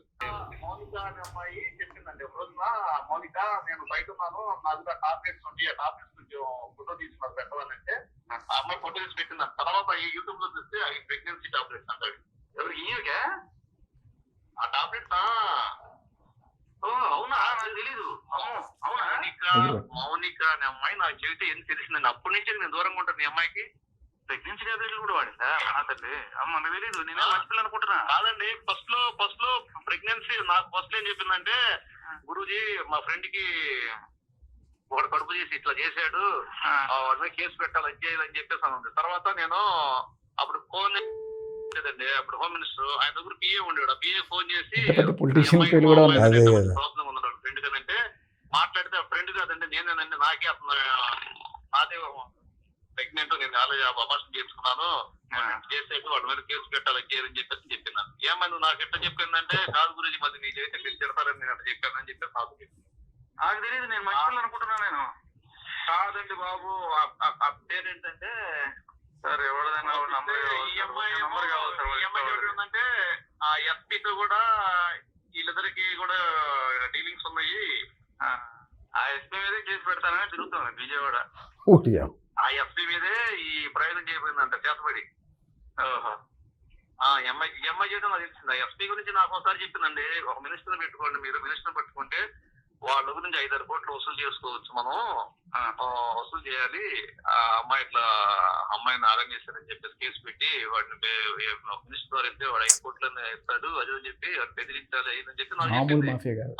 నాకు చెప్పమాకు రెండోసారి, నాకు ఇవన్నీ ఎందుకు, నాకు ఈ గంట నేను కూడా అమ్మాయి నేను మంచి పిల్లలు కదా అని నేను సపోర్ట్ చేద్దాం. తర్వాత రాను చూస్తే ఈ అమ్మాయి గురించి కొన్ని బయటపడేసరికి ఈ అమ్మాయితో డేంజర్.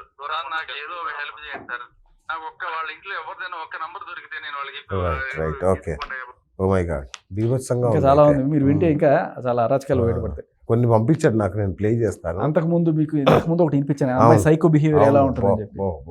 అన్ని నేను బయటకి ఇచ్చుకోలేకపోతున్నాను కానీ, బట్ ఇలా కొన్ని ఇప్పుడు సో ఏంటి ఇంత చెప్పింది కదా ఈ వాట్ అమ్మాయి, నెక్స్ట్? కాదు కాదు ఇంత చెప్పింది కదా, ఇదొక్కటి జస్ట్ మీకు ఆ ఎస్పీ నిజంగా ఈ అమ్మాయిని ఏమన్నా చేశాడా నేను అడిగా ఒకసారి. ఆశా అడిగినప్పుడు ఆ అమ్మాయి చెప్పిన మాట నేను మీకు వినిపిస్తాను.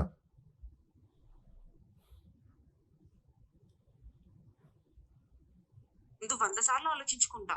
నేను అలాంటి మనిషిని. నేను పొగరుబోతునే నాకు ఇంతే. నేను ఇప్పుడేం చేస్తాను తెలీదు. నేను పిచ్చిగానే మాట్లాడతా, కానీ ఆలోచిస్తా.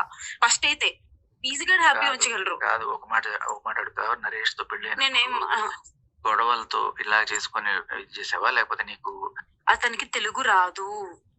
అతనికి తెలుగు రాదు. మాకిద్దరికి గొడవ లేదు.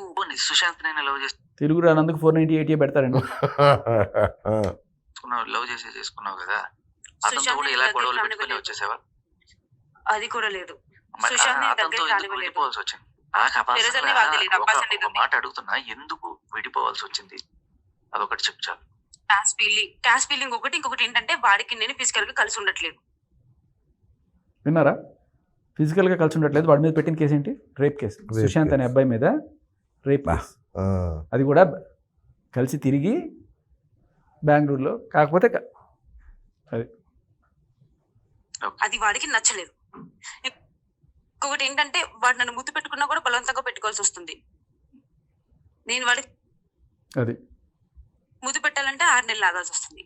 వాడు ముద్దు పెట్టాలంటే 6 నెలలు ఆగాల్సి వస్తుంది. అట్లాంటి వాడు రేప్ కేసు.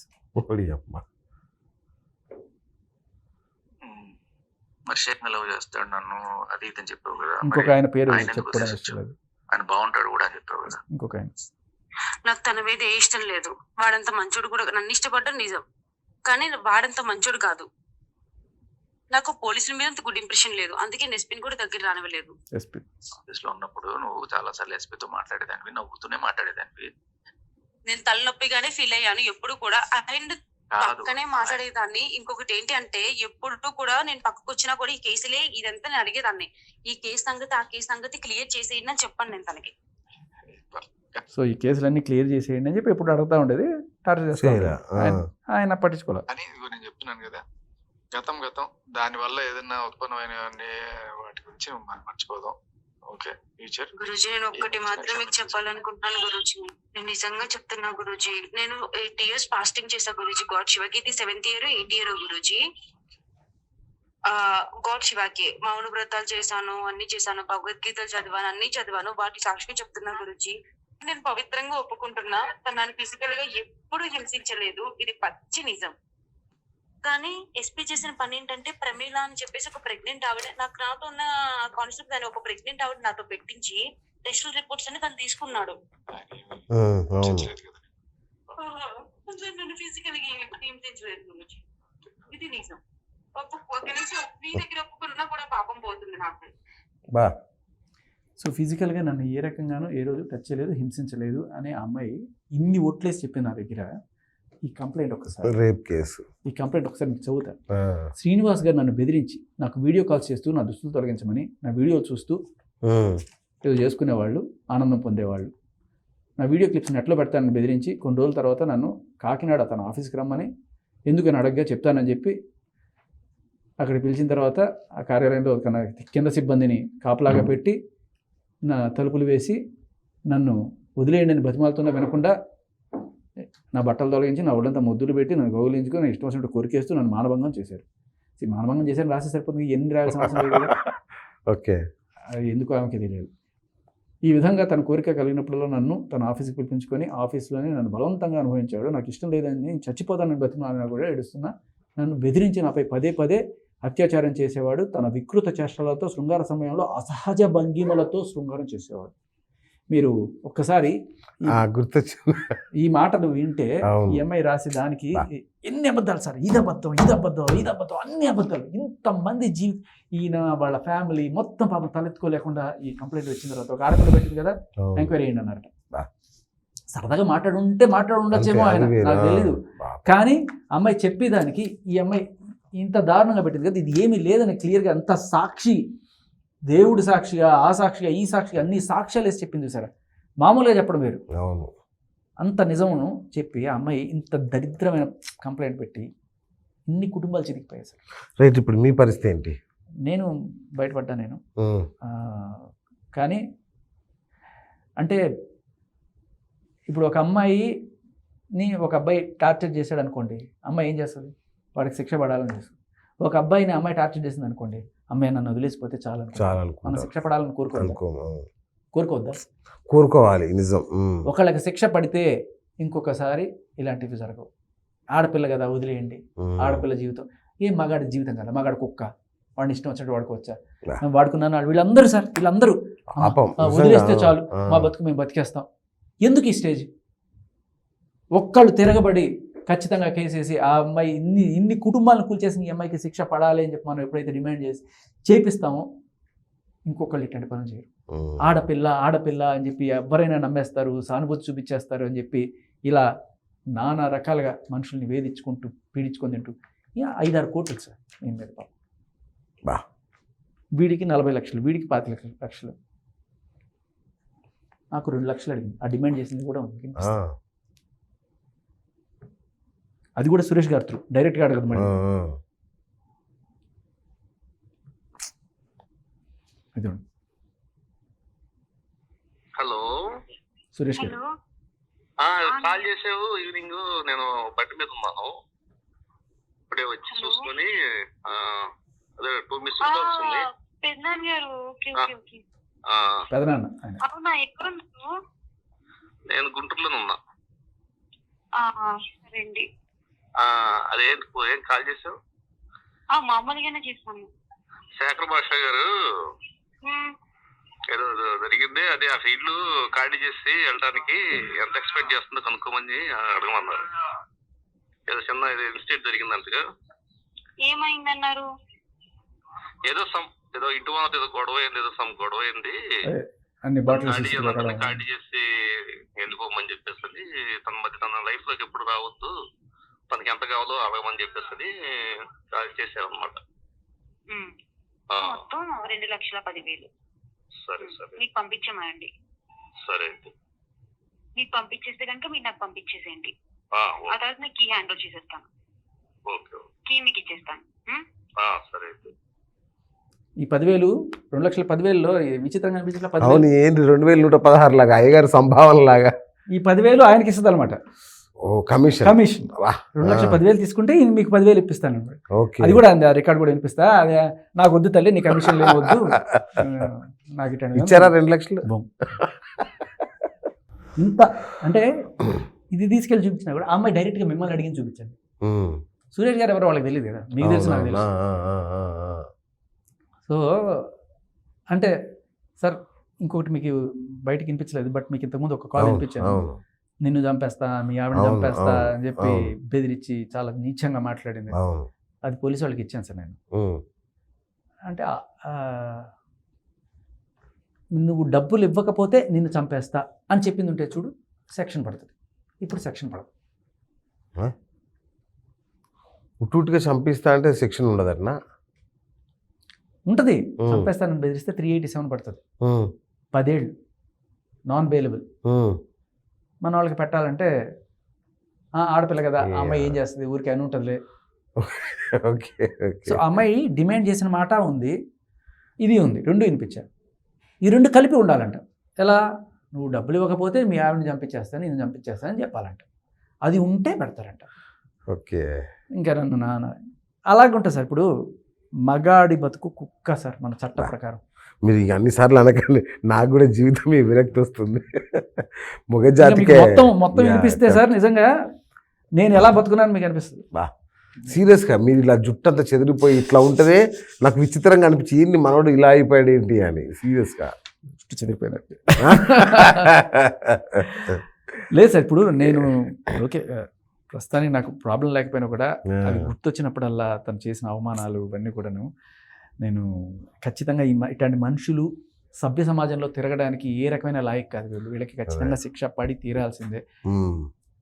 ఇంతమంది సార్ పాపం, ఇంతమంది సఫర్ అవుతున్నారు. ఇంకెంతమంది సఫర్ అవుతారో తెలియని వాళ్ళు చాలా మంది ఉన్నారు. అందుకే కదా ఇప్పుడు ఇంటర్వ్యూ చేయడం వాళ్ళ కోసం. ఇవన్నీ తెలిసినవి సార్. తెలియని వాళ్ళు నా దగ్గరికి వచ్చి చాలా మంది మాట్లాడి వెళ్ళిన వాళ్ళు, నా పేర్లు చెప్పొద్దండి అని చెప్పి బతిమాలు ఉన్నారు. ఇంకా ఆ కాల్స్లో కొన్ని నేను తీసేసిన కూడా. లిటరల్లీ ఎంతమంది అంటే ఏదో డబ్బులు ఇచ్చి సెటిల్ చేసుకున్నాం, ఇదే వాళ్ళు వస్తారు మాట్లాడతారు, ఎందుకు సార్ వాళ్ళతో ఏదో సెటిల్ చేసేసుకోండి సార్. నేను ఇంకా నడుస్తుంది పాపం ఎస్పీ గారికి. సెటిల్ అచ్చా చేసేసుకుంటారు. ఎస్పీ గారిది ఇంకా ఇవి అవలా. పోలీసు వాళ్ళకి పెట్టిన కేసులు తీసుకోవడానికి ఇంత కష్టాలు పడుతుంది. ఇక జనాలకి సాధారణ సగటు మగాడికి నేను కుక్క అన్నలో తప్పేం చెప్పండి. Your right. ఈయనకి న్యాయం జరగాలి. ఎస్పీ గారు క్లియర్గా నేను మీకు ఇస్తున్న సాక్ష్యం ఆధారంగా ఈయనకి న్యాయం ఆయనకి జరగాలి. ఇవ్వలేదా మరి ఈ ఆడియో? ఇంత మీడియాలో ఇచ్చిన తర్వాత అచ్చా ఓకే పంపించండి సార్, మీరు మీడియా ముందుకు వచ్చి మాట్లాడండి సార్. నేను అడిగాను డిపార్ట్మెంటల్ ఎంక్వైరీ మేము మాట్లాడకూడదు, వాళ్ళ రూల్స్ వాళ్ళ అంతే కదా. దానికి తోటి ఇప్పుడు ఈ ఎలక్షన్స్ ఈ హడావిడి నడుస్తుంది, ఆ Correct, పోస్టింగ్ correct. ఎక్కడెక్కడ పడితే తెలియదు. ఇంకా ఆ గొడవలో వాళ్ళు ఉన్నారు తప్ప నాకు ఇదంతా జస్ట్ మ్యాటర్ ఆఫ్ ఒక నెల రోజులు. అవును అవును అవును అవును చూస్తున్నా 1 month నుంచి మీ వీడియోలన్నీ చూస్తున్నాను నేను యాక్చువల్గా. జరిగిందంతా కూడా జస్ట్ మ్యాటర్ ఆఫ్ Correct. 1 weekలో అలా జరిగిపోయింది మొత్తం. ఎప్పుడైతే ఇంటికి మేము ఖాళీగా ఉంది కదా అమ్మాయి వస్తానంటే సరే రామ్మా అని చెప్పి అన్నాము, అప్పటి నుంచి ఎందుకురా. సో ఎనీవే మీరైతే సెట్ అయ్యి మీదైతే క్లియర్ అయిపోయింది కదా సార్ క్లియర్ అవ్వడం ఏంటి సార్? ఆ, ఇప్పుడు ఎవరో ఒక అమ్మాయిని రేప్ చేశాడు, ఇప్పుడు మళ్ళీ వాడు రేపు వచ్చి రేప్ చేయడు కదమ్మా, నువ్వు హ్యాపీగా బతికేసి అంటారా మీరు? అనం రేప్ చేసిన దానికి వాడికి శిక్ష పడాలి అంటారు కదా. అవును నాకు జరిగిన దానికి దానికి శిక్ష పడాలి సార్ ఓకే. సో పడే నాకు వరకు ఇప్పుడేం మీరు ఫైట్ లేకపోతే- చేస్తారు. ఖచ్చితంగా.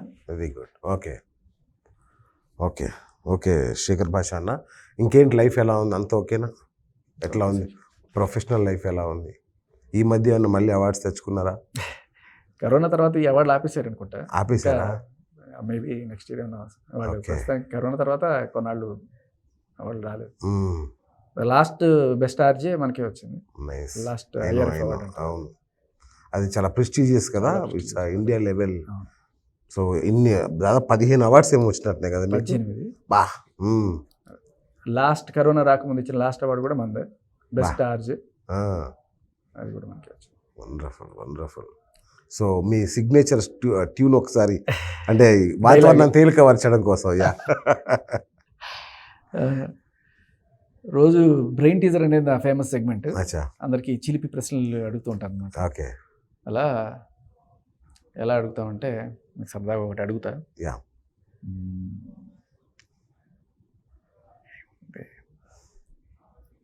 ఎవడు కొడితే దిమ్మ తిరిగి మైండ్ బ్లాక్ అవుతుందో ఆడు పండుగాడు, ఎవడు చెప్తే బ్లాక్ అయిన మైండ్ ఓపెన్ అయిపోతుందో ఆడే శేఖర్ భాష.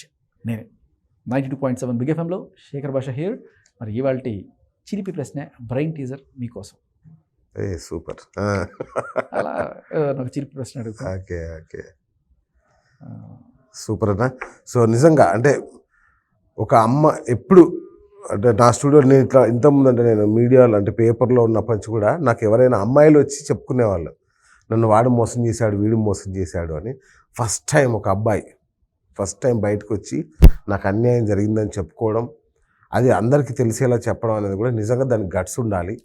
సో హ్యాట్స్ ఆఫ్ అన్న నిజంగా. అలా రాకపోతే Yes. ఇలా సఫర్ అలా అవుతూనే రాకపోవడం ఉంటారు. వల్లనే ఇలా ఏదో సఫర్ డబ్బులు అవుతూ ఇచ్చి settle పోతున్నారు. చేసుకోండి, settle చేసుకోండి. ఇదే డైలాగ్ వస్తుంది అదే మీకు. జరుగుతుంది మీరు కూడా. అందరూ కూడా ఇలాగే సెటిల్మెంట్లు చేసుకుంటూనే ఉండండి. Yes. ఇలాంటి వాళ్ళు చెలరైపోతూనే ఉంటారు, మీ కుటుంబాలు సర్వనాశనం అయిపోతుంటాయి. ఎస్. సో ఫ్రెండ్స్ మీకు అర్థమైంది కదా, అది సినిమాలో చెప్పినప్పుడు టైగర్ బయట తిరుగుతోంది, కేర్ఫుల్గా ఉండండి దయచేసి. ఇలాంటి అమ్మాయిల హనీ ట్రాప్ ఎక్కువగా జరుగుతున్నాయి. డబ్బులు తీసుకోవడం కోసం, బ్లాక్మెయిల్ చేయడం కోసం మీతో సన్నిహిత సంబంధాలు అంటే అపరిచిత అమ్మాయిల జోలికి వెళ్ళకండి. వెంటనే వాళ్ళతో సంబంధాలు, ఈ యాప్స్ ద్వారా పరిచయం అయ్యే అమ్మాయిలు, ఈ సోషల్ మీడియా నెట్వర్క్లో దొరికే అమ్మాయిల వెంట పడకండి. తర్వాత చిక్కుల్లో పడకండి, జీవితాలు కుటుంబాలు నాశనం చేసుకోకండి. ఇది నా రిక్వెస్ట్, ముఖ్యంగా మన శేఖర్ భాష రిక్వెస్ట్. సో నా రిక్వెస్ట్లో మీకు బివేర్ ఆఫ్ నా రిక్వెస్ట్ అంటే నారి అంటే అమ్మాయి, క్వెస్ట్ అంటే వెతకడం. ఓ నా రిక్వెస్ట్ నా రిక్వెస్ట్. సో నా రిక్వెస్ట్ రైట్. థ్యాంక్ యూ అన్న, ఆల్ ద బెస్ట్. సో చూసారు కదా, ఇది ఇవాళ బిఎస్ టాక్ షో. నేను మీ బిఎస్ సైనింగ్ ఆఫ్.